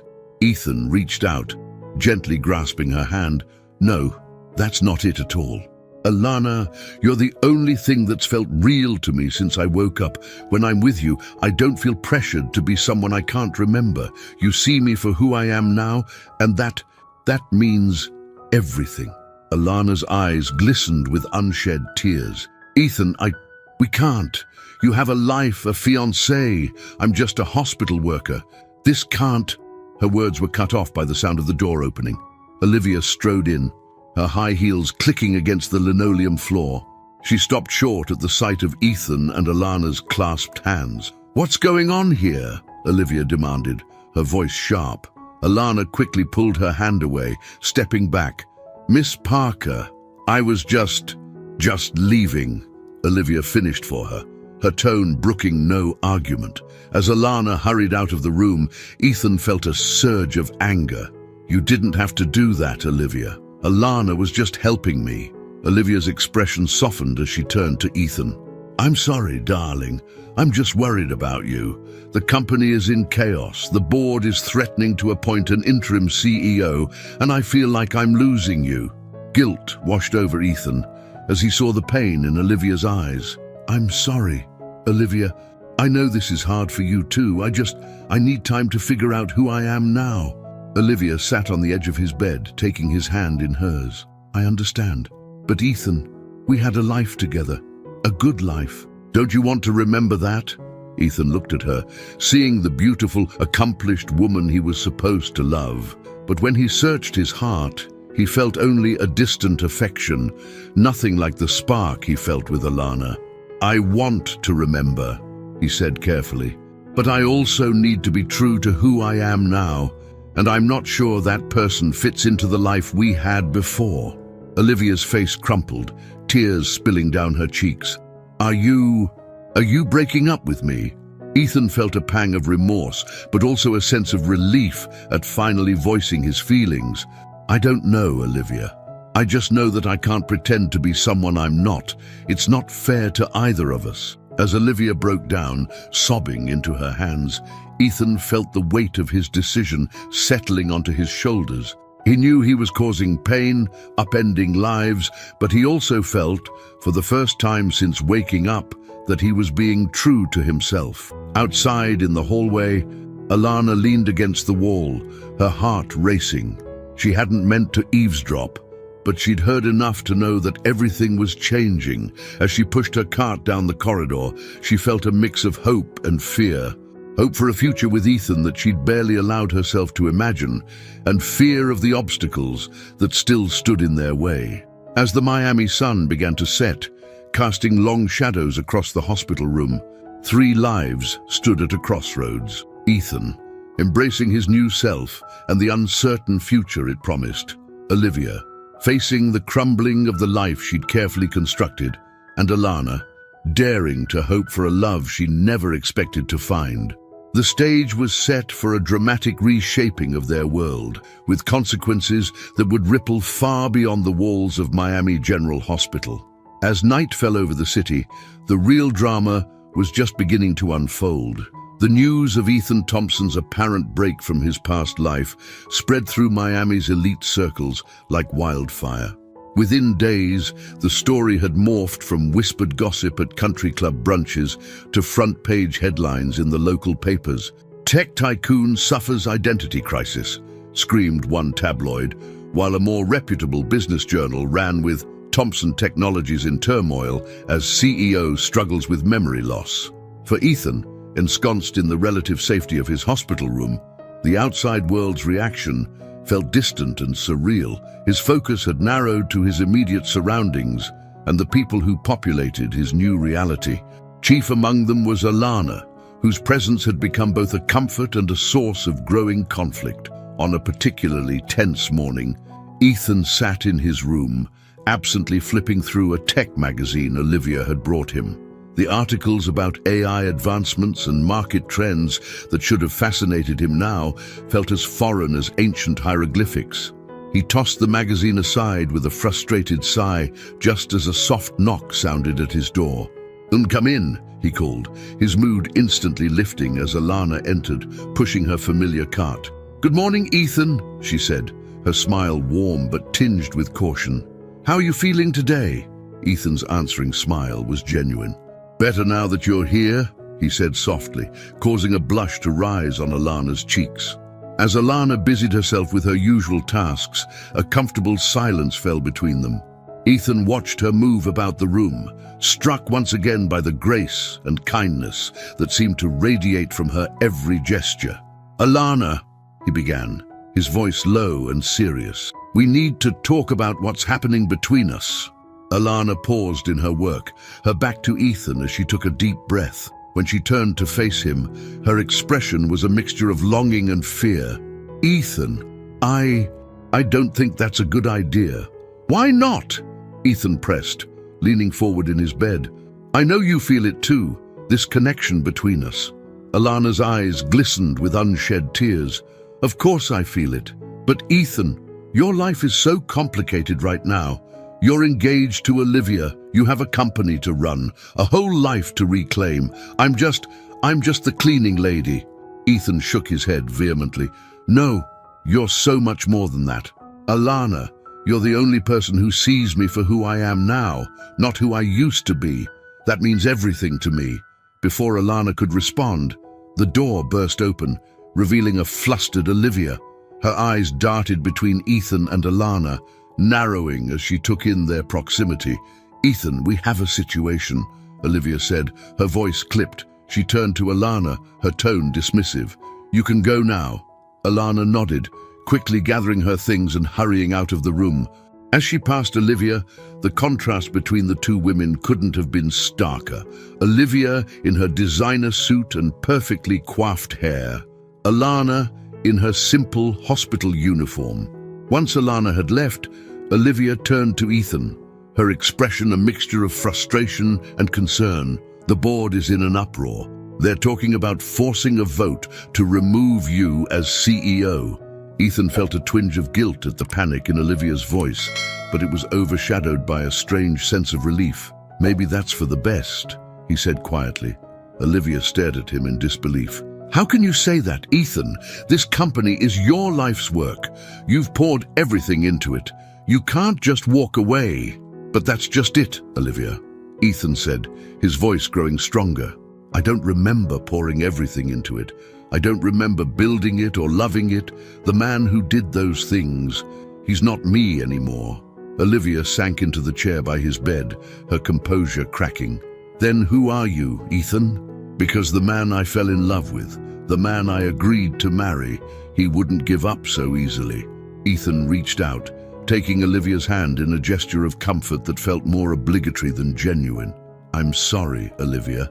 I know this isn't fair to you, but I can't pretend to be someone I'm not, even for you. Tears spilled down Olivia's cheeks as she pulled her hand away. Is this because of her? That girl? Ethan sighed, knowing he owed Olivia the truth. Alana is part of it, yes, but it's more than that. It's about who I am now, who I want to be. Olivia stood abruptly, wiping away her tears with an angry swipe. You're making a mistake, Ethan. You're throwing away everything we've built together for some fantasy with a woman you barely know. As Olivia stormed out of the room, Ethan felt a mixture of guilt and relief wash over him. He knew he was causing pain, upending lives, but he also felt, for the first time since waking up, that he was on the right path. Outside in the hallway, Alana leaned against the wall, her heart racing. She hadn't meant to eavesdrop, but she'd heard enough to know that everything was changing. As she pushed her cart down the corridor, she felt a mix of hope and fear. Hope for a future with Ethan that she'd barely allowed herself to imagine, and fear of the obstacles that still stood in their way. Meanwhile, in the executive boardroom of Thomson Technologies, an emergency meeting was underway. Harold Blackwell, the silver-haired CFO, addressed the gathered board members, his tone grave. Ladies and gentlemen, we've reached a critical juncture. With Ethan Thompson apparently unwilling or unable to resume his duties, we must consider our options for the future of this company. As the board members debated the merits of appointing an interim CEO or seeking a buyer for the company, none of them could have predicted the storm that was brewing. For in his hospital room, Ethan Thompson was making decisions that would send shockwaves through the business world and beyond. As the Miami sun began to set, casting long shadows across the city skyline, the stage was set for a dramatic reshaping of fortunes and futures. The tech empire Ethan had built stood on the brink of transformation, while three intertwined lives, Ethan's, Olivia's, and Alana's, teetered on the edge of irrevocable change. The real drama, it seemed, was just beginning to unfold. The following week brought a whirlwind of changes that would alter the course of Ethan Thompson's life forever. As news of his potential removal as CEO spread, the business world buzzed with speculation, and Thomson Technologies' stock price fluctuated wildly. On a crisp Monday morning, Ethan sat in his hospital room, surrounded by an array of documents. Dr. Rodriguez had finally cleared him for discharge, and he was preparing to face the world outside the protective cocoon of Miami General Hospital. A soft knock at the door drew his attention. "Come in," he called, expecting to see a nurse or perhaps Alana. Instead, it was Jake, his best man and longtime friend, who entered. Jake's usually carefree demeanor was replaced by a look of concern. "Hey, buddy," he said, settling into the chair by Ethan's bed. "And how are you holding up?" Ethan offered a wan smile. "As well as can be expected, I suppose. It's good to see you, Jake." Jake nodded, his expression serious. "Ethan, I've got to ask, are you sure about this? Stepping down from the company, calling off the wedding with Olivia, it's a lot to process." Ethan sighed, running a hand through his hair. "I know it seems crazy, Jake, but I can't keep pretending to be someone I don't remember being. It's not fair to anyone, least of all myself." Jake leaned forward, his voice low and urgent. "But what about everything you've built? The company, your reputation, the life you had with Olivia? Are you really willing to walk away from all of that?" For a moment, Ethan was quiet, considering Jake's words. Then, with a clarity that surprised even himself, he spoke. "Jake, do you remember when we were in college and I used to talk about changing the world? Not just making money, but really making a difference?" Jake nodded slowly. "Yeah, you were always going on about sustainable technology and ethical innovation, but then you got into the big leagues. And, well, things changed." Ethan's eyes lit up with a passion Jake hadn't seen in years. "That's the thing, Jake. I don't remember changing. I don't remember deciding that profit was more important than purpose. And now I have a chance to go back to those ideals, to be the person I always wanted to be." As Jake absorbed Ethan's words, the door opened again, and Alana entered. She paused when she saw Jake, uncertainty flickering across her face. Ethan's entire demeanor changed at the sight of her, his face softening into a warm smile. "Alana, come in. I want you to meet Jake, my oldest friend." Jake stood, extending his hand to Alana. As they exchanged pleasantries, he couldn't help but notice the way Ethan's eyes followed Alana's every movement, the gentle intimacy in their interactions. In that moment, Jake understood that his friend's transformation went far beyond memory loss. "Well," Jake said, clearing his throat, "I should get going. Ethan, just be careful, okay? You've got a lot of people counting on you." As Jake left, Alana turned to Ethan, her expression a mixture of concern and affection. "Are you okay?" That seemed intense. Ethan reached out, taking her hand in his. "I'm more than okay, Alana. For the first time since I woke up, I feel like I'm on the right path." Alana squeezed his hand, her voice soft. "And what path is that, Ethan?" He looked at her, his gaze intense and unwavering. "A path where I can be true to myself, where I can make a real difference in the world, and a path where you and I can explore whatever this is between us." Alana's breath caught in her throat. "Ethan, are you sure? There's so much at stake." Before Ethan could respond, there was a commotion in the hallway. Olivia burst into the room, her face flushed with anger and hurt. She stopped short at the sight of Ethan and Alana's clasped hands. So it's true," Olivia said, her voice barely above a whisper. "You're really doing this, throwing everything away for her." Ethan stood, his movements steady despite weeks of bed rest. "Olivia, I'm sorry. I never meant to hurt you. But I can't keep living a life I don't remember or want." Olivia's composure cracked, tears spilling down her cheeks.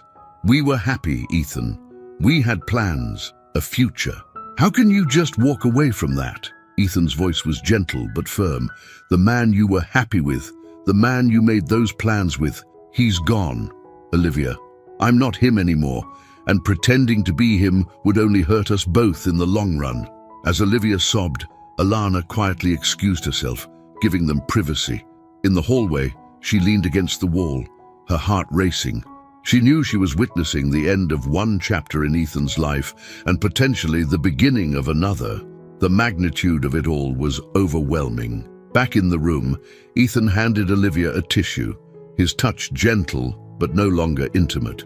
"I've made my decision, Olivia. I'm stepping down as CEO of Thompson Technologies. I'm going to use my resources to start a new company, one focused on sustainable technology and ethical innovation." Olivia looked at him, her eyes wide with disbelief. "And us? What about our engagement?" Ethan's voice was soft but resolute. "I think we both know that's over. I'm sorry, Olivia, I truly am. But I can't marry you when my heart is somewhere else." As Olivia left, her sobs echoing down the hallway, Ethan felt a weight lift from his shoulders. He knew the road ahead would be challenging, filled with legal battles, media scrutiny, and personal reckonings. But for the first time since waking up in this hospital room, he felt truly alive, truly himself. He found Alana in the hallway, her face a mixture of hope and uncertainty. "Alana," he said, taking her hands in his, "I know this is all happening so fast, and I know it's a lot to ask, but I want you to be part of this journey with me. Will you?" Alana looked into Ethan's eyes, seeing the man she'd come to know and love over these past weeks, a man of compassion, of vision, of integrity, a man so different from the corporate tycoon she'd first seen, wheeled into the hospital. "Yes," she whispered, her heart full of hope and trepidation. "Yes, I will." As they embraced, the Miami sun streamed through the hospital windows, illuminating the start of a new chapter. Outside, the world waited, full of challenges and opportunities. Ethan Thompson, once a titan of industry, was about to embark on his greatest adventure yet, rediscovering himself and reshaping his world, with Alana by his side. The stage was set for a story of redemption, innovation, and love that would captivate Miami and beyond. As Ethan signed his discharge papers, he knew that this was not an ending, but a beginning. The real journey was just starting, and he was ready to face it head-on, with a clear conscience and an open heart. The day Ethan Thompson walked out of Miami General Hospital was one that would be remembered for years to come. The media frenzy that greeted him was unlike anything the city had seen in recent memory. Reporters jostled for position, their questions overlapping in a cacophony of curiosity and speculation. "Mr. Thompson, is it true you're stepping down as CEO?" "Ethan, what about your engagement to Olivia Parker? Are the rumors about a new love interest true?" Ethan, dressed in a simple button-down shirt and slacks, a far cry from his usual designer suits, stood before the sea of cameras and microphones. At his side, slightly behind him, stood Alana, her presence a quiet source of strength. Taking a deep breath, Ethan addressed the crowd. "Good morning. I know there have been many questions and rumors circulating about my condition and my future. Today, I'd like to set the record straight." The crowd hushed, hanging on his every word. "While I'm grateful for the care I received here at Miami generally and for the support of my colleagues at Thompson Technologies, the truth is that the man who went into that coma is not the same man standing before you today.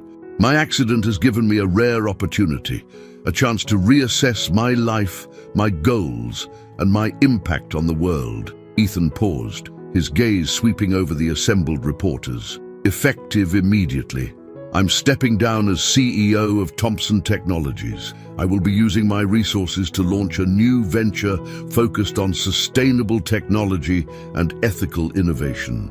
It's time to return to the ideals that first inspired me to enter this field." The announcement sent shockwaves through the crowd. Cameras flashed furiously as reporters shouted follow-up questions. Ethan held up a hand, silencing them. "As for my personal life, I can confirm that my engagement to Olivia Parker has ended.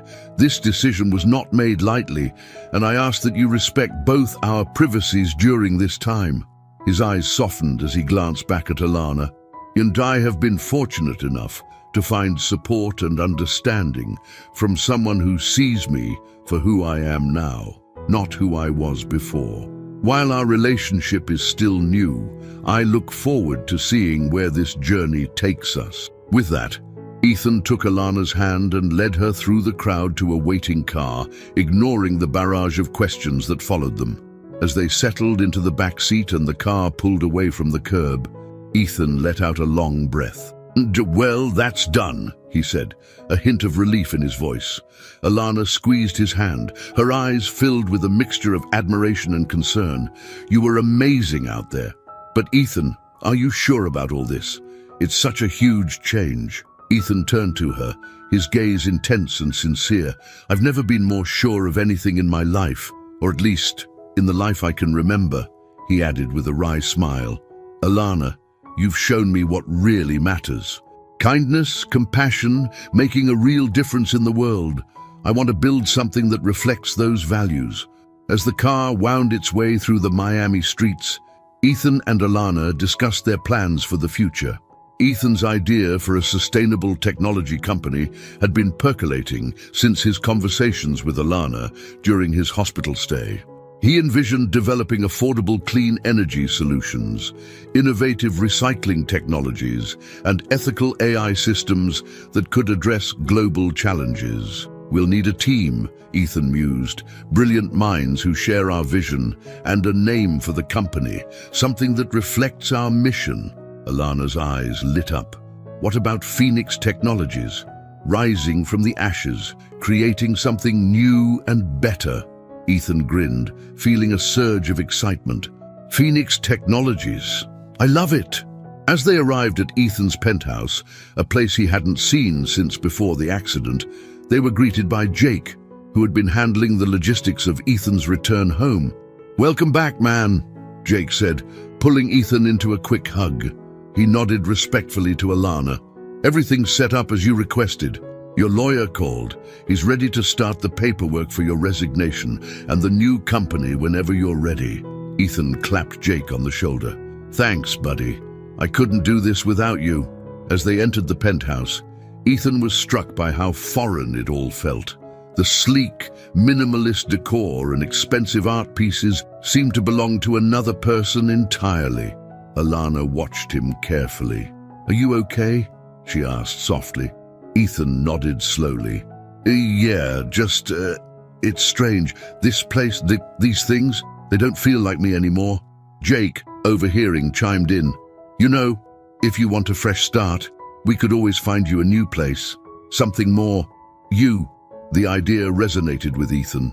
"You're right. This isn't home anymore. It's time for a change." As the day wore on, Ethan, Alana, and Jake worked on plans for Phoenix Technologies. They drafted mission statements, brainstormed potential projects, and reached out to contacts in the tech world who might be interested in joining their venture. By evening, exhausted but exhilarated, they ordered takeout and sat on the floor of Ethan's living room, surrounded by notebooks and laptops. "To new beginnings," Jake said, raising his soda can in a toast. "To making a difference," Alana added, her eyes shining with pride and affection as she looked at Ethan. "To second chances," Ethan finished, feeling a sense of purpose and contentment he couldn't remember experiencing before. As night fell over Miami, the lights of the city twinkling like stars, Ethan Thompson stood on his balcony, Alana by his side. He thought about the whirlwind of changes that had brought him to this moment: the accident, the coma, the loss of his memories, and the unexpected gift of a new perspective on life. "Are you ready for this?" Alana asked, her voice soft in the warm night air. Ethan turned to her, taking in her beautiful face, her kind eyes, the strength and compassion that had drawn him to her from the start. "With you by my side," he said, pulling her close, "I'm ready for anything." As they shared a tender kiss, the Miami skyline spread out before them like a canvas of possibility.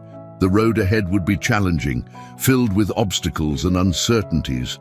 But for Ethan Thompson and Alana Martinez, it was the beginning of a grand adventure, one that promised not just success, but fulfillment, purpose, and a love born from the ashes of an old life. The story of Phoenix Technologies was about to unfold, and with it, a new chapter in the lives of two people who had found each other against all odds. As the stars twinkled overhead, Ethan and Alana looked to the future with hope, determination, and the unshakable belief that together they could change the world. The weeks following Ethan's dramatic press conference were a whirlwind of activity. The media frenzy surrounding his decision to step down from Thomson Technologies and launch a new venture had barely died down when Ethan and his fledgling team began the arduous process of bringing Phoenix Technologies to life. Ethan had converted the spacious living room of his penthouse into a makeshift office, with whiteboards covering the walls and laptops scattered across every available surface. On this particular morning, he stood before one of the boards, marker in hand, as he outlined their latest project idea to Jake and Alana. "So the core concept is a decentralized energy grid," Ethan explained, his eyes alight with enthusiasm. We'll use a combination of solar, wind, and kinetic energy harvesting, all linked by a blockchain-based distribution system. It could revolutionize how we think about power generation and consumption." Jake nodded, his expression thoughtful. "It's ambitious, no doubt about that, but the infrastructure costs will be offset by long-term savings and increased efficiency." Alana chimed in, her voice confident. She had thrown herself into learning about sustainable technology with a passion that matched Ethan's own.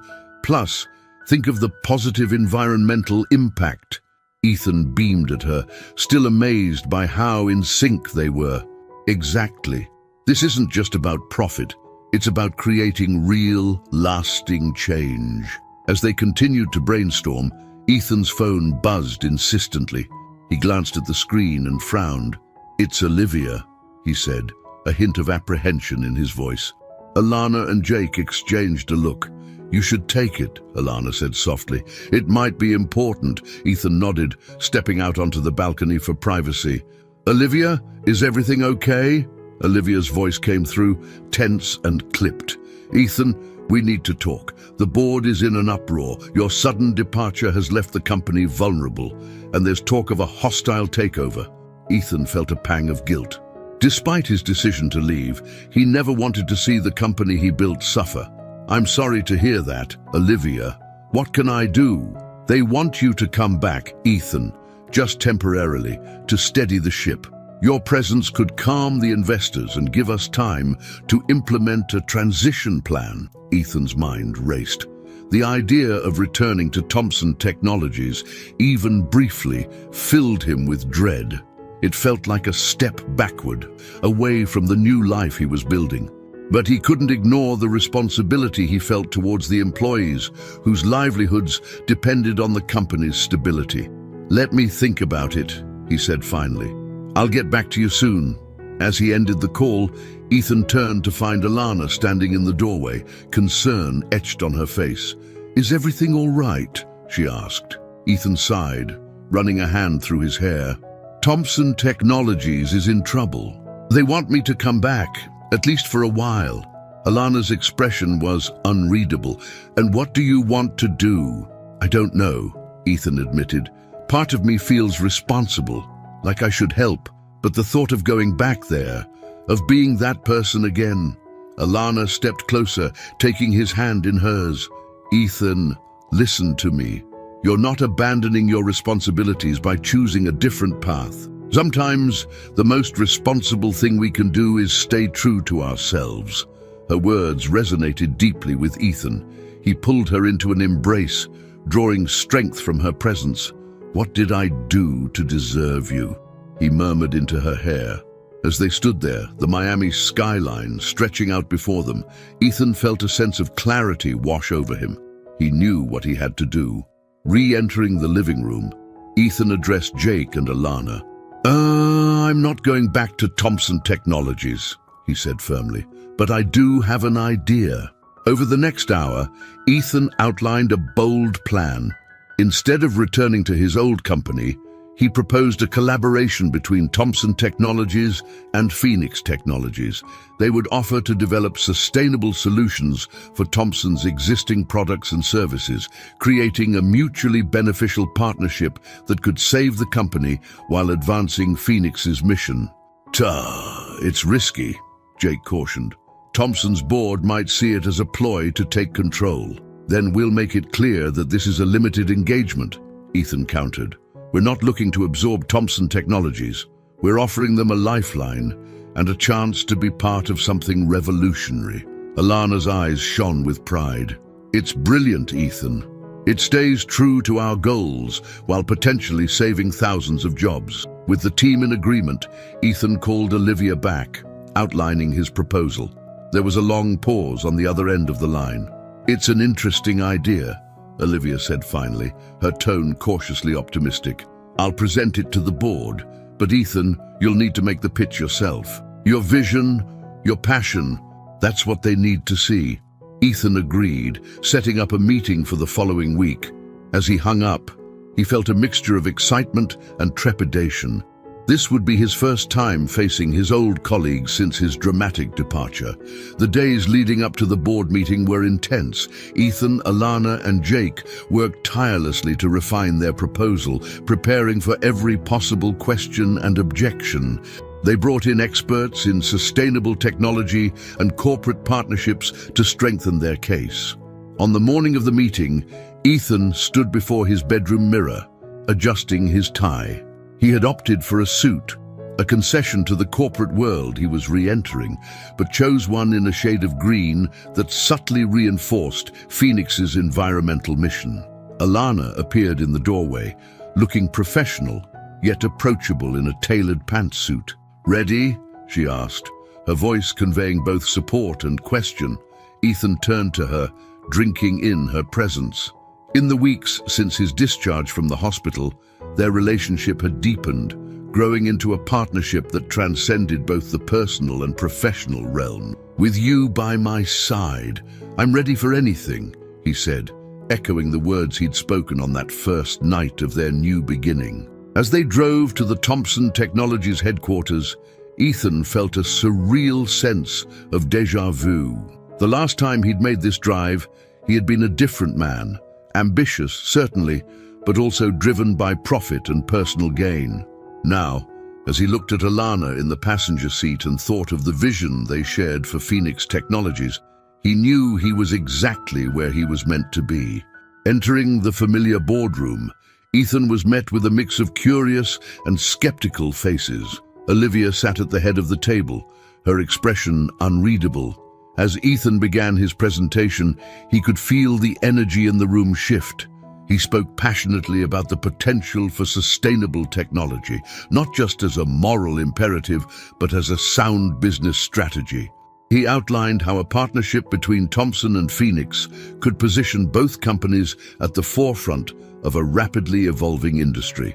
"Gentlemen, ladies," Ethan concluded, his voice ringing with conviction, "we have an opportunity here to do more than just save a company. We have a chance to redefine what corporate success looks like in the 21st century, to prove that profit and purpose can go hand in hand. Are you ready to be part of that revolution?"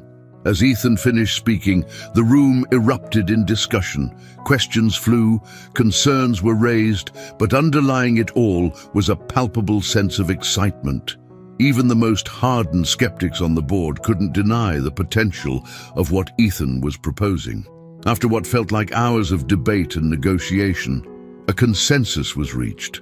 Thompson Technologies would enter into a strategic partnership with Phoenix, with the possibility of a more permanent arrangement down the line. As the meeting adjourned, Olivia approached Ethan and Alana. For a moment, the air was thick with unspoken emotions, regret, acceptance, and a bittersweet acknowledgement of change. "You did good, Ethan," Olivia said softly. "Different, but good. I think this version of you might just change the world."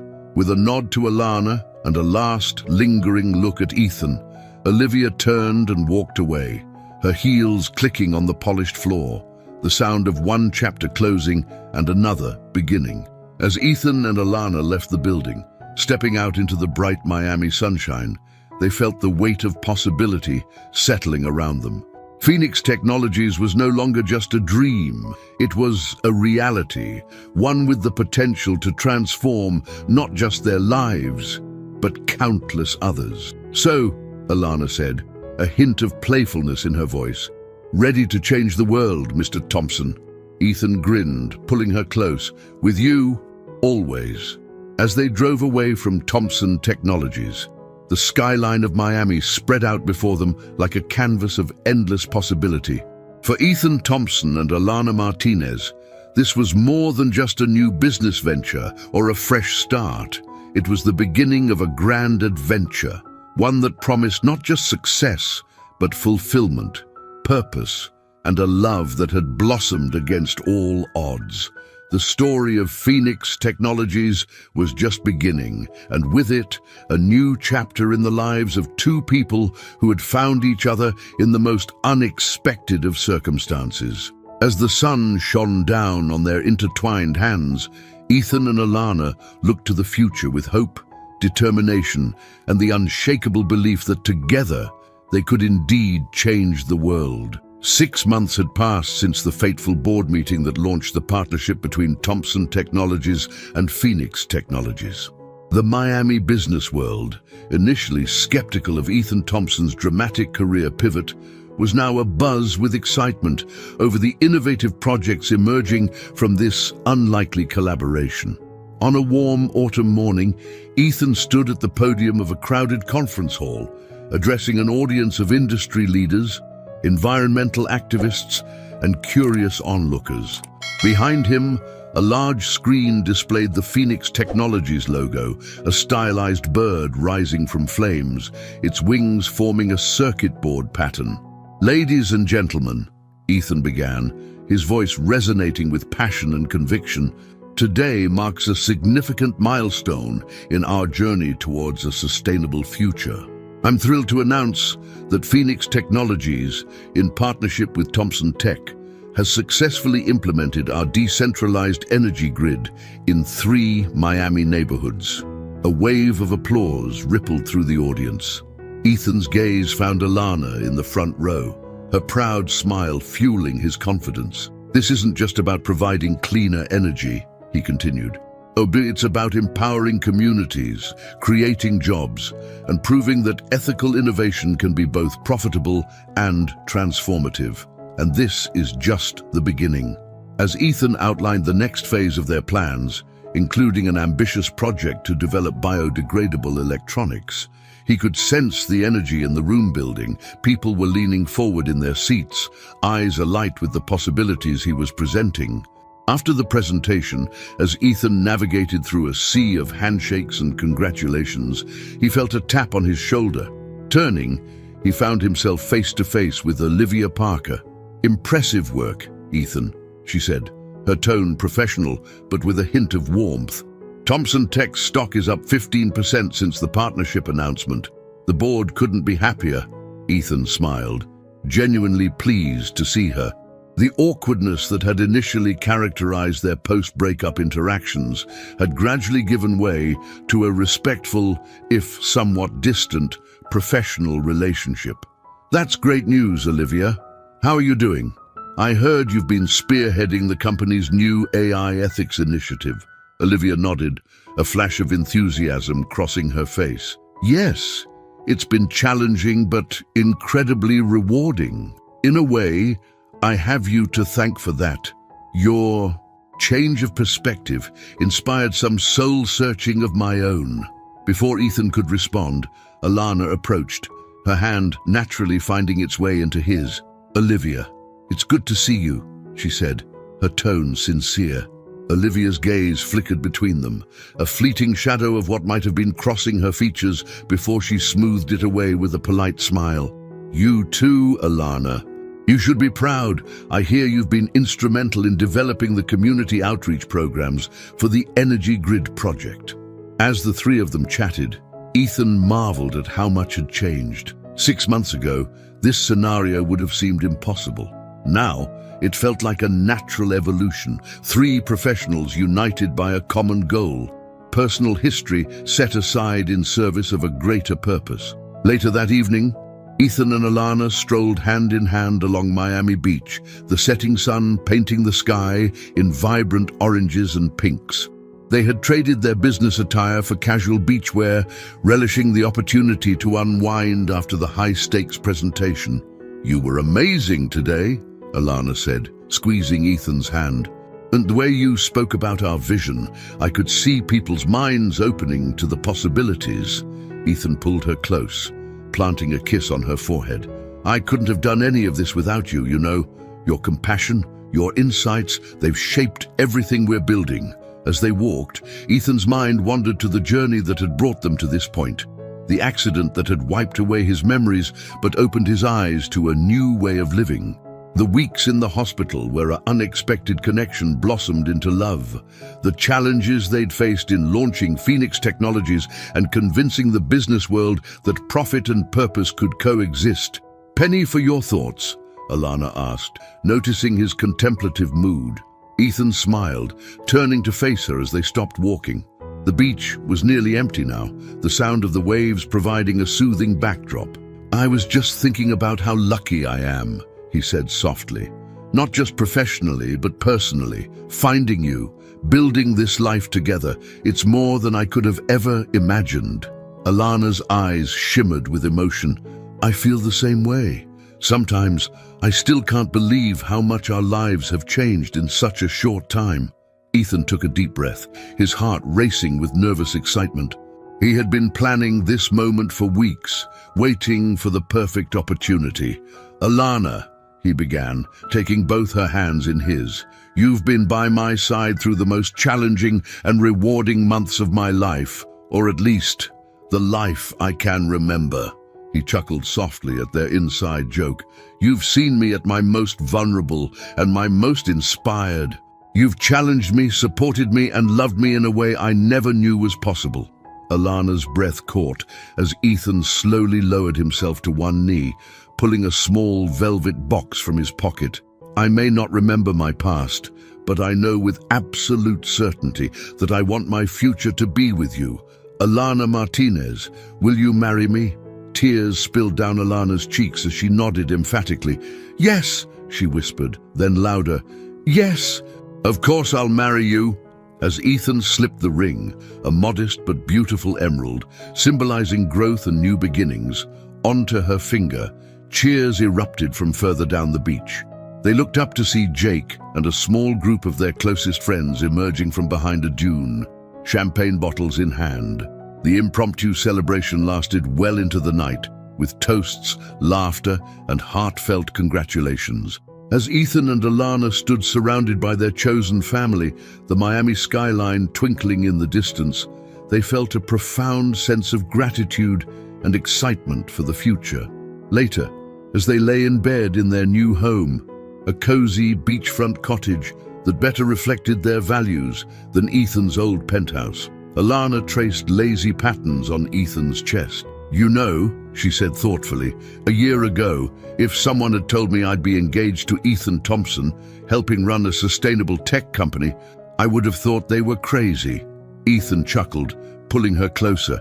"Life has a funny way of surprising us. I may have lost my old memories, but I wouldn't trade the ones we've made together for anything."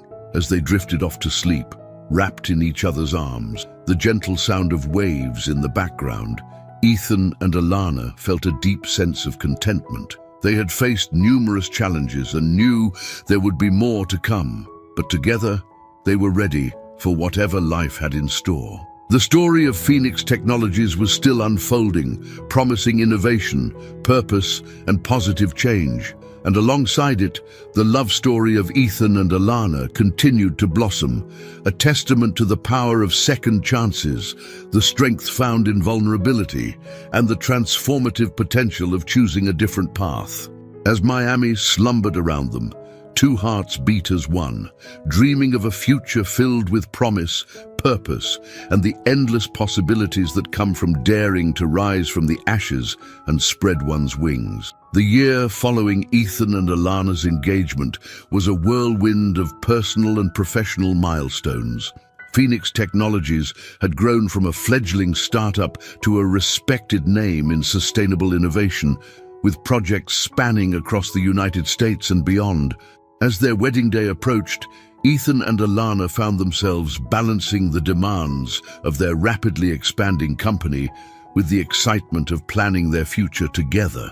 On a crisp spring morning, Ethan stood at the helm of Phoenix Technologies' newly inaugurated headquarters, a state-of-the-art, zero-emission building that served as a living showcase of their sustainable technologies. The lobby bustled with activity as employees and visitors marveled at the living walls, kinetic floor tiles generating electricity with each step, and holographic displays showcasing ongoing projects. Mr. Thompson, a young intern, approached, tablet in hand. The team from the UN Environmental Program has arrived for the tour. Ethan nodded, straightening his tie, made from recycled ocean plastics, a product of one of Phoenix's subsidiary companies. "Thank you, Carlos. I'll be right there." As he made his way to the conference room, Ethan's phone buzzed with a message from Alana. "Don't forget, cake tasting at 3. Love you." A smile spread across his face as he quickly typed a reply. "Wouldn't miss it for the world. Can't wait to see you." Entering the conference room, Ethan was greeted by a diverse group of international delegates. Among them, he recognized Dr. Emilia Cortez, a renowned environmental scientist whose work had been instrumental in shaping global climate policies. "Welcome to Phoenix Technologies," Ethan began, his voice warm and confident. "We're honored to host you today and share our vision for a sustainable future." As Ethan led the group on a tour of the facility, he couldn't help but reflect on the journey that had brought him to this point. Each innovation they showcased, from advanced carbon capture systems to biodegradable electronics, represented not just technological progress, but a shift in perspective that had begun with his own personal transformation. "Mr. Thompson," Dr. Cortez interjected as they observed a demonstration of Phoenix's new water purification system. "I must admit I was skeptical when I first heard about your company's ambitious goals, but seeing all of this, it's truly remarkable." Ethan smiled, a hint of his old charm mixing with genuine passion. "Thank you, Dr. Cortez. We believe that the key to addressing global challenges lies in reimagining our relationship with technology and the environment. It's not about sacrifice, but about innovation and harmony." As the tour concluded, the delegates gathered in the rooftop garden, a lush oasis powered by the building's solar and wind systems. Over a lunch of sustainably sourced local cuisine, discussions flowed freely about potential collaborations and global initiatives.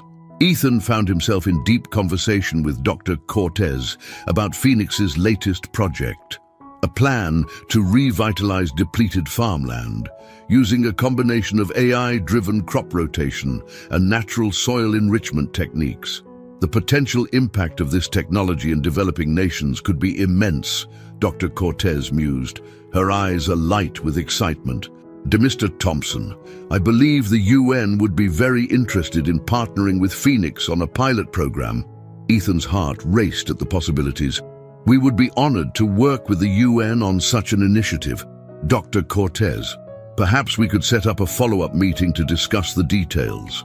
As the delegates departed, promises of future collaboration filling the air, Ethan checked his watch. He had just enough time to make it to the cake tasting with Alana.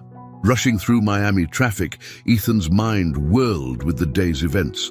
The potential UN partnership could open doors for Phoenix to make a real, tangible difference on a global scale.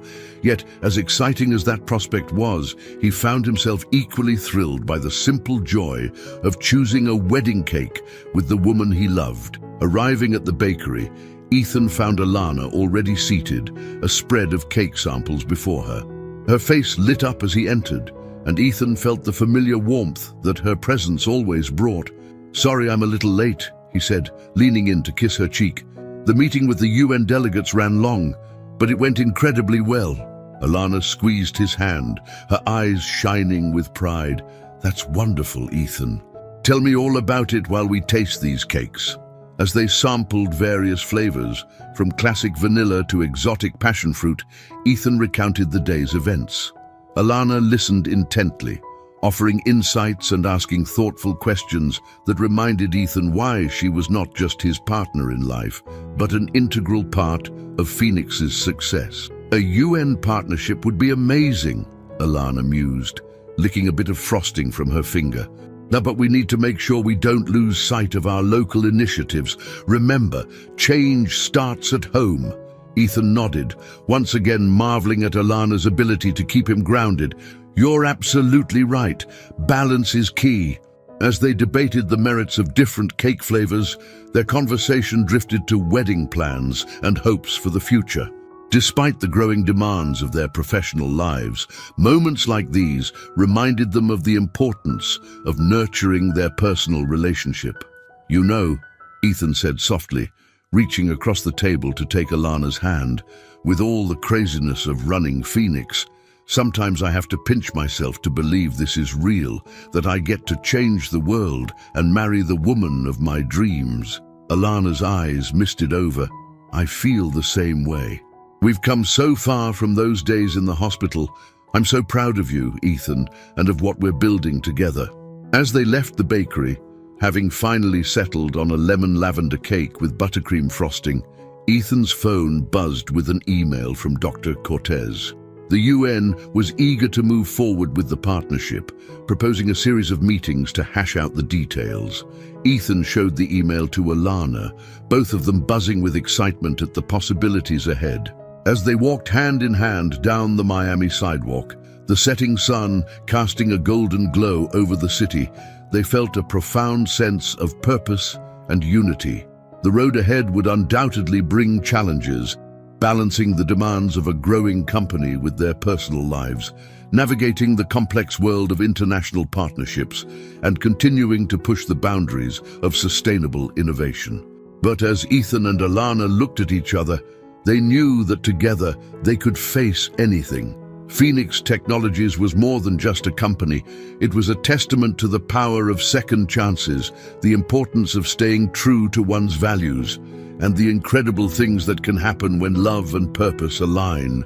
As the sun dipped below the horizon, painting the Miami sky in brilliant hues, Ethan and Alana looked to the future with hope, determination, and the unshakable belief that their greatest adventures were still to come.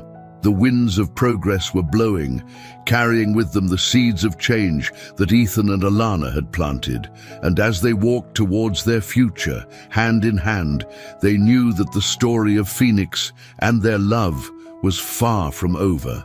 It was, in many ways, just beginning. The day of Ethan and Alana's wedding dawned bright and clear, a perfect Miami morning that seemed to mirror the joy and optimism of the occasion. The ceremony was to be held on the beach near their home, a far cry from the lavish society wedding Ethan might have once envisioned. As Ethan stood beneath an arch woven with local wildflowers and recycled materials, he felt a sense of peace and rightness that he couldn't remember experiencing before. Jake stood beside him as best man, grinning broadly at the assembled guests, a diverse mix of Phoenix employees, local community members, and a few key figures from the business and environmental worlds. The soft strains of acoustic guitar announced Alana's arrival. As she walked down the sandy aisle, radiant in a simple yet elegant dress made from sustainable fabrics, Ethan felt his breath catch. Their eyes met, and in that moment, all the challenges they had faced, all the obstacles they had overcome, seemed to fade away. "Indeed, we gather here today," the officiant began, "to celebrate not just the union of Ethan and Alana, but the power of transformation, second chances, and the beauty that can arise from unexpected circumstances." As they exchanged vows, Ethan and Alana's words reflected not just their love for each other, but their shared commitment to making a positive impact on the world. "Alana," Ethan said, his voice thick with emotion, "you didn't just help me recover my health, you helped me discover my true self. With you, I've learned that success isn't measured by wealth or power, but by the positive change we create. I promise to stand by you, to support your dreams, and to work alongside you in building a better world." Alana's eyes shimmered with tears as she responded. And Ethan, your journey has inspired me to reach for heights I never thought possible. Your courage in charting a new path reminds me daily that it's never too late to redefine ourselves. I promise to be your partner in all things, to challenge you when needed, and to always believe in the vision we share. As they sealed their vows with a kiss, cheers erupted from the assembled guests. The celebration that followed was a joyous blend of tradition and innovation, local, sustainably sourced cuisine, decorations made from reclaimed materials, and even a dance floor that generated electricity from the guests' movements. Amidst the festivities, Ethan found himself in conversation with Dr. Amelia Cortez, who had flown in for the wedding. "Congratulations, Ethan," she said warmly.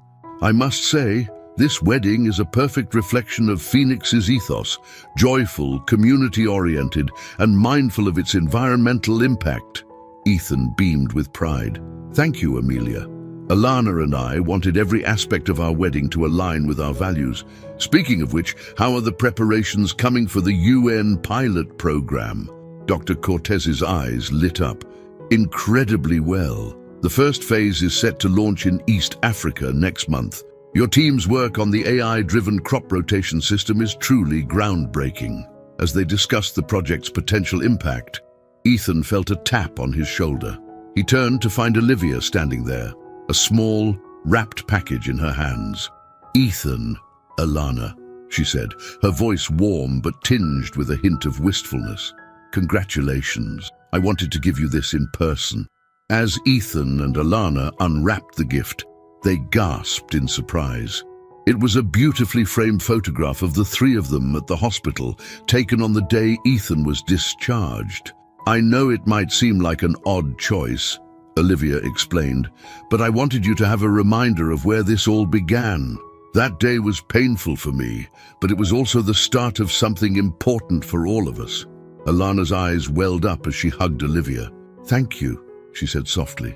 "This means so much." As Olivia moved away to mingle with other guests, Ethan and Alana shared a look of amazement at how far they had all come. The reception continued into the night, a celebration not just of Ethan and Alana's love, but of the community and mission they had built together. As the evening wound down, the newlyweds slipped away to a quiet spot on the beach. "Mrs. Thompson," Ethan said playfully, pulling Alana close. "How does it feel?" Alana laughed, a sound that still made Ethan's heart skip a beat. "Wonderful, Mr. Martinez," she retorted, using the name Ethan had chosen to take, a symbol of his new life and identity. As they stood there, the sound of waves lapping at the shore and distant laughter from their guests creating a perfect backdrop, Ethan and Alana reflected on the journey that had brought them to this moment. "You know," Ethan mused, "when I woke up in that hospital bed with no memories, I never could have imagined this. Building Phoenix, making a real difference in the world, finding a love like ours. It's more than I could have ever dreamed." Alana nestled closer to him. "It's funny how life works out. Your accident, as terrible as it was, set off a chain of events that's changing the world for the better. It's like ripples in a pond, spreading out and touching lives we may never even know about." Ethan nodded, struck by the truth of her words. "And this is just the beginning. With the UN partnership, our new projects, who knows what we might achieve?" As they sealed this promise with a kiss, fireworks burst overhead, an eco-friendly display using Phoenix's latest clean energy technology. The colorful bursts illuminated the sky, a fitting metaphor for the bright future that lay ahead. The wedding of Ethan and Alana marked more than just the union of two people in love. It was a celebration of transformation, of the power of second chances, and of the incredible things that can happen when purpose and passion align. As the Miami night enveloped them, stars twinkling overhead, Ethan and Alana stood on the threshold of a new chapter, not just in their lives, but in the ongoing story of innovation, sustainability, and positive change that they were writing together.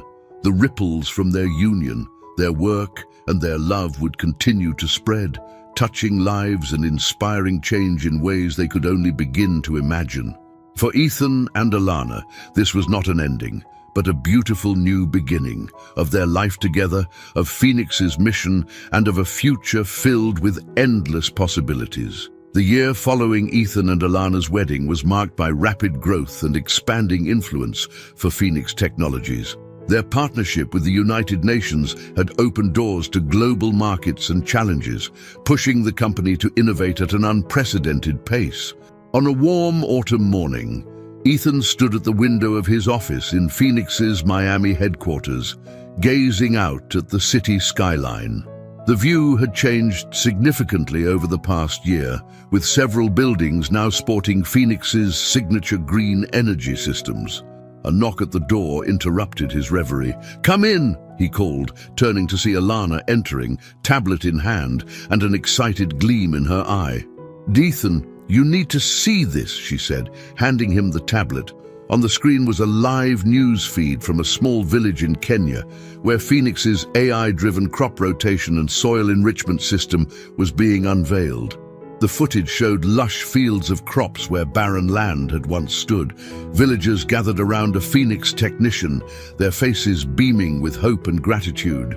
As the camera panned out, Ethan could see solar panels and wind turbines in the background, part of the integrated energy system they had developed. "It's working even better than we hoped," Alana said, her voice filled with emotion.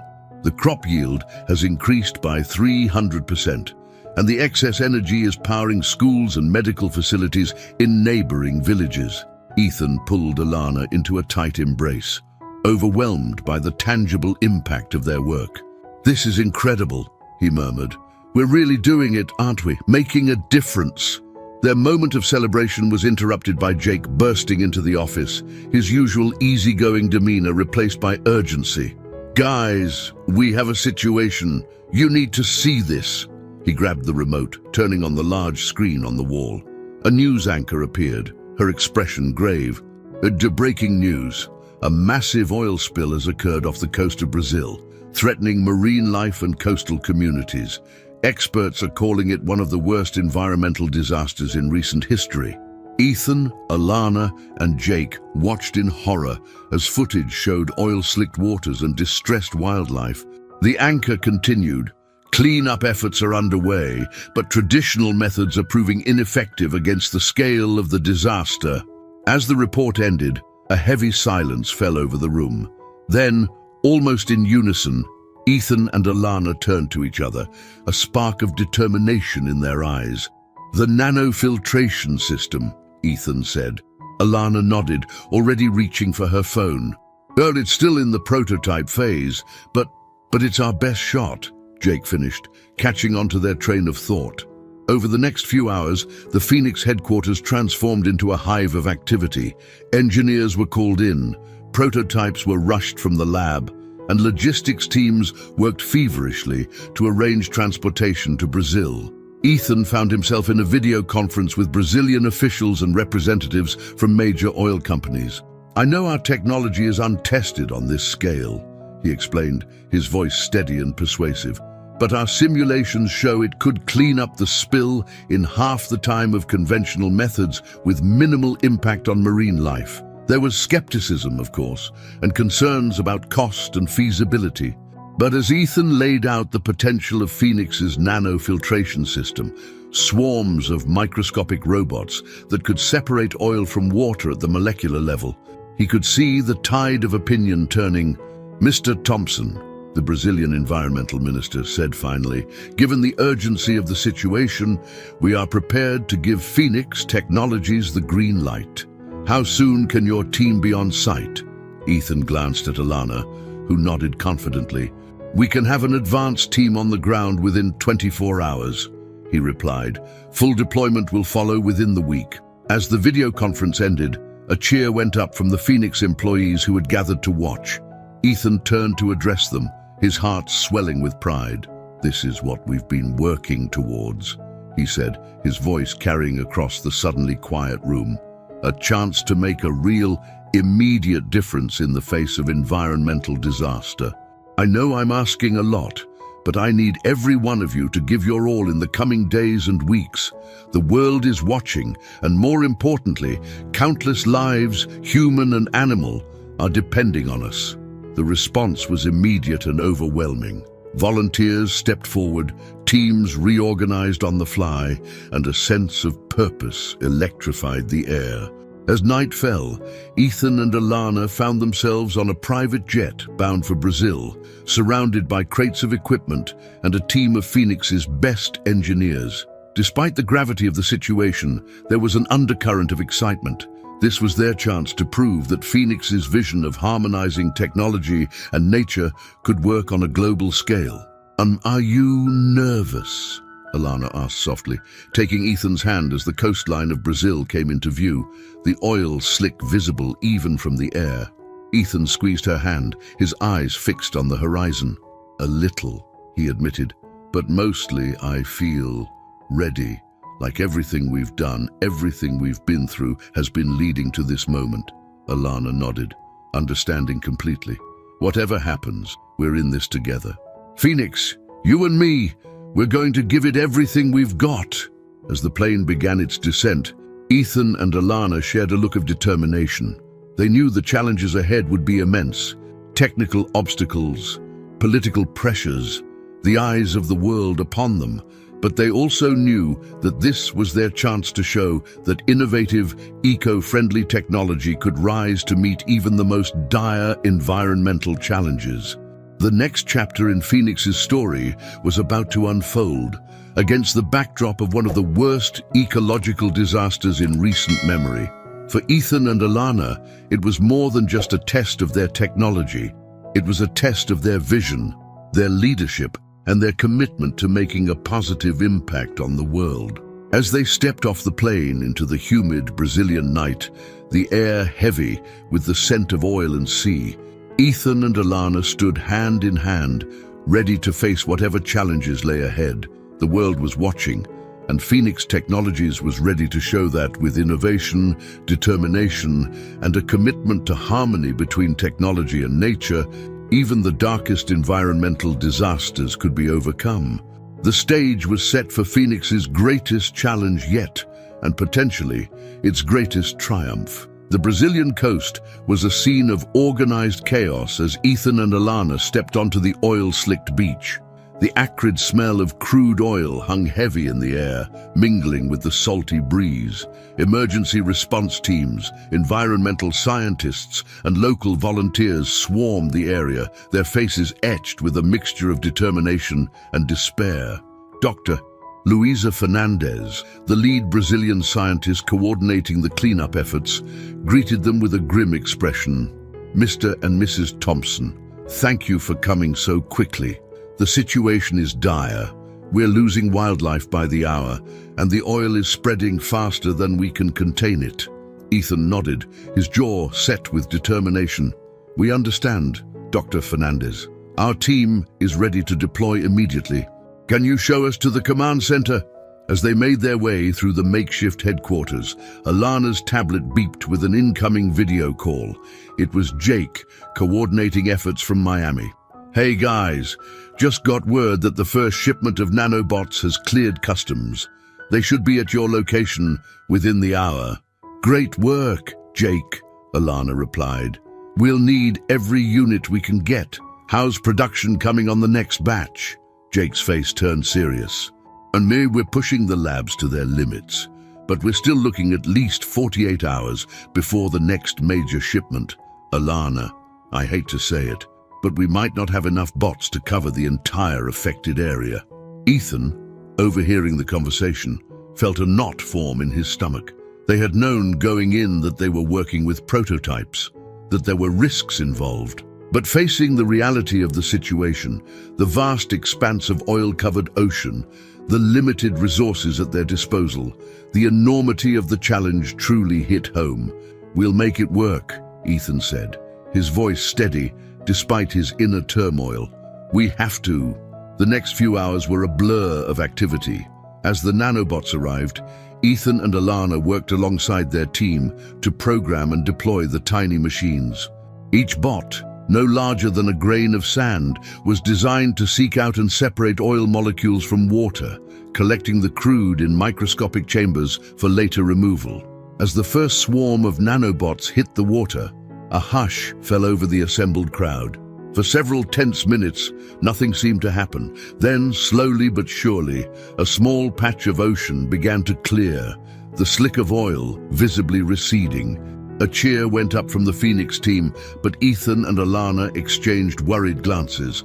The process was working, but it was slow, too slow to combat the rapidly spreading spill. "We need to accelerate the process," Alana murmured, her mind racing. "If we could increase the bots' processing speed." Ethan nodded, already pulling out his phone to call the engineering team back in Miami. "It's risky," he warned. "Pushing the bots beyond their tested limits could cause them to malfunction." "We don't have a choice," Alana replied, her eyes fixed on the horizon where oil-covered seabirds struggled in the waves. "Every minute counts." As night fell, the beach was illuminated by floodlights, the cleanup effort continuing around the clock. Ethan and Alana worked tirelessly, coordinating with their team in Miami to modify the nanobots, programming on the fly. It was a dangerous gamble. One malfunction could not only halt the cleanup, but potentially introduce a new contaminant into the already fragile ecosystem. The stress began to take its toll. Ethan and Alana, running on caffeine and adrenaline, found themselves snapping at each other and their team. The weight of responsibility for the environment, for their company's reputation, for the lives affected by this disaster, pressed down on them like a physical force. It was during one such tense moment, as they argued over the allocation of the limited nanobot supply, that Dr. Fernandez interrupted them. "Mr. and Mrs. Thompson," she said, her voice cutting through their heated discussion, "you need to see this." She led them to a makeshift animal rescue center where volunteers were tending to oil-covered wildlife. In one corner, a young boy cradled a small sea turtle, carefully cleaning its shell with a solution developed by Phoenix. As they watched, the boy looked up, his eyes meeting Ethan's. "Are you the people who made the tiny robots?" he asked in halting English. Ethan knelt beside him, nodding. "Yes, we are." The boy's face broke into a wide smile. "Thank you," he said simply. "You're saving our home." In that moment, the tension that had been building between Ethan and Alana evaporated. They looked at each other, a silent understanding passing between them. This was why they had founded Phoenix, why they had pushed themselves and their team to the limit, not for profit or recognition, but for moments like this, to make a real, tangible difference in the world. Reinvigorated by this reminder of their purpose, Ethan and Alana returned to their work with renewed determination. They pushed through their exhaustion, fine-tuning the nanobots, programming, coordinating with global environmental agencies, and rallying their team both on-site and back in Miami. As dawn broke on the third day of their efforts, satellite imagery revealed a significant reduction in the oil spill's size. The nanobots, operating at peak efficiency thanks to the team's round-the-clock modifications, were making visible progress. Media outlets around the world began to pick up on the story. "Miracle in Brazil, nanotechnology turns tide in oil spill battle," read one headline. "Phoenix Technologies rising to meet environmental challenges," proclaimed another. But for Ethan and Alana, the real victory came in the small moments, the gradual return of wildlife to the cleansed waters, the grateful smiles of local fishermen as they prepared to return to sea, the look of hope in Dr. Fernandez's eyes as she reviewed the latest data. As they stood on the beach, watching the sun rise over an ocean that grew clearer by the hour, Ethan pulled Alana close. "We did it," he said softly, his voice hoarse from exhaustion and emotion. Alana leaned into him, her eyes never leaving the horizon. "We're doing it," she corrected gently. "This is just the beginning." And she was right. The Brazil oil spill was a turning point for Phoenix Technologies. Their success catapulted them onto the world stage, not just as a company with innovative ideas, but as a proven force for environmental good. Inquiries and partnership offers flooded in from governments and organizations around the globe, all eager to harness Phoenix's technology for their own environmental challenges. As Ethan and Alana prepared to return to Miami, exhausted but exhilarated, they knew that their lives and the mission of Phoenix Technologies would never be the same. They had faced their greatest challenge and emerged stronger, more united in their vision than ever before. The journey ahead would bring new challenges, greater responsibilities, and opportunities they could scarcely imagine. But standing there on the Brazilian beach, the evidence of their success stretching out before them, Ethan and Alana were ready for whatever the future might hold. Phoenix had truly risen, and its light was spreading across the world. In the months following the successful cleanup of the Brazilian oil spill, Phoenix Technologies experienced unprecedented growth and recognition.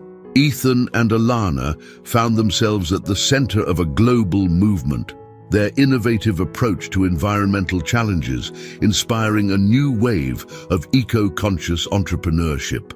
On a crisp autumn morning, exactly 1 year after their wedding, Ethan and Alana stood hand in hand on the stage of a packed auditorium in New York City. The occasion was the United Nations Climate Action Summit, and Phoenix Technologies had been invited to present their vision for a sustainable future. As Ethan looked out at the sea of faces, world leaders, environmental activists, and industry titans, he felt a mix of nervousness and exhilaration. Alana squeezed his hand reassuringly, and he drew strength from her presence. "So, ladies and gentlemen," Ethan began, his voice steady and passionate. "A year ago, many of us in this room might have said that the environmental challenges facing our planet were insurmountable. Today, I stand before you to say that not only are these challenges surmountable, but we have the power to transform them into opportunities for innovation, growth, and global cooperation." As Ethan and Alana took turns outlining Phoenix's achievements and future plans, the audience listened with rapt attention.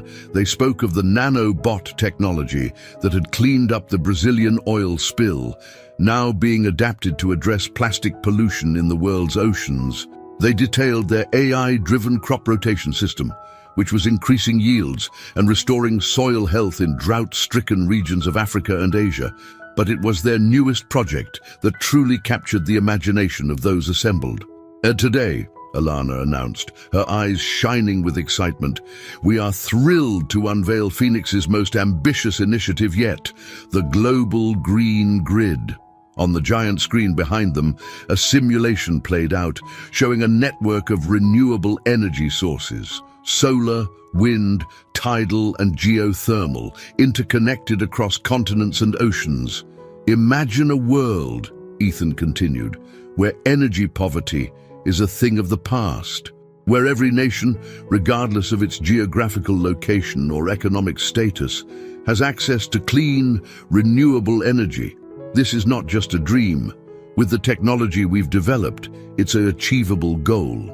As they delved into the technical details of the Project E, explaining how Phoenix's advanced AI systems would optimize energy distribution and storage, Ethan could see the spark of hope igniting in the eyes of the audience. This wasn't just another corporate presentation, it was a roadmap to a truly sustainable future. When they finished speaking, the auditorium erupted in applause. As world leaders lined up to shake their hands and discuss potential partnerships, Ethan and Alana shared a look of quiet triumph. They'd come so far from those early days in the hospital, when the idea of Phoenix was just a fragile dream. Later that evening, as they stood on the balcony of their hotel room, overlooking the glittering New York skyline, Alana turned to Ethan with a mischievous smile. "So, Mr. Martinez," she said, using the name Ethan had taken after their marriage, "how does it feel to be changing the world?" Ethan pulled her close, planting a soft kiss on her forehead. "Pretty amazing," he admitted, "but you know what feels even better? Doing it with you by my side." Alana's expression softened, and she nestled into his embrace. "We've come so far, haven't we? Sometimes I still can't believe that all of this started with you bringing flowers to a stranger in a hospital bed," Ethan finished, his voice warm with memory and love. As they stood there, overlooking the city that never sleeps, Ethan and Alana reflected on the incredible journey that had brought them to this point. The challenges they had faced, the obstacles they had overcome, the lives they had touched, it all seemed almost too extraordinary to be real, yet the evidence of their impact was undeniable. Phoenix Technologies had grown from a small startup to a global force for change, with offices on every continent and projects spanning the globe. Their work was not just transforming the tech industry, but reshaping the very way humanity interacted with the environment. "You know," Ethan mused, "when I woke up in that hospital with no memories, I never could have imagined this. Building a company, falling in love, standing on the world stage. It's more than I could have ever dreamed." Alana smiled up at him, her eyes shimmering with emotion. "Life has a funny way of surprising us. Your accident, as terrible as it was, set off a chain of events that's changing the world for the better. It's like ripples in a pond," Ethan finished, remembering the conversation they'd had on their wedding night, "spreading out and touching lives we may never even know about." As they stood there, wrapped in each other's arms, the New York night alive with possibility around them, Ethan and Alana felt a profound sense of gratitude and purpose. They had faced numerous challenges and knew there would be more to come, but together they were ready for whatever life had in store. The story of Phoenix Technologies was far from over. The global Green Grid project would bring new challenges, pushing the boundaries of technology and international cooperation. There would be setbacks and obstacles, moments of doubt and difficulty, but as Ethan and Alana looked out at the city lights, they knew that they were exactly where they were meant to be. Their love, born in the most unexpected of circumstances, had blossomed into a partnership that was transforming the world. Phoenix had truly risen from the ashes of Ethan's past life, spreading its wings to embrace a future filled with hope, innovation, and positive change. As the first light of dawn began to paint the sky, Ethan and Alana turned to each other, their eyes reflecting the promise of the new day. Whatever challenges lay ahead, they would face them together, guided by their love for each other and their unwavering commitment to making the world a better place. The journey that had begun in a Miami hospital room had led them to the global stage, but in many ways it felt like their story, and the story of Phoenix, was just beginning. With the whole world before them and endless possibilities on the horizon, Ethan and Alana stepped forward into their future, ready to write the next chapter in their extraordinary tale of love, redemption, and world-changing innovation. I hope you enjoyed today's story. Subscribe to the channel so you don't miss more stories like this. Leave a like and comment below what you thought of the story. See you in the next video.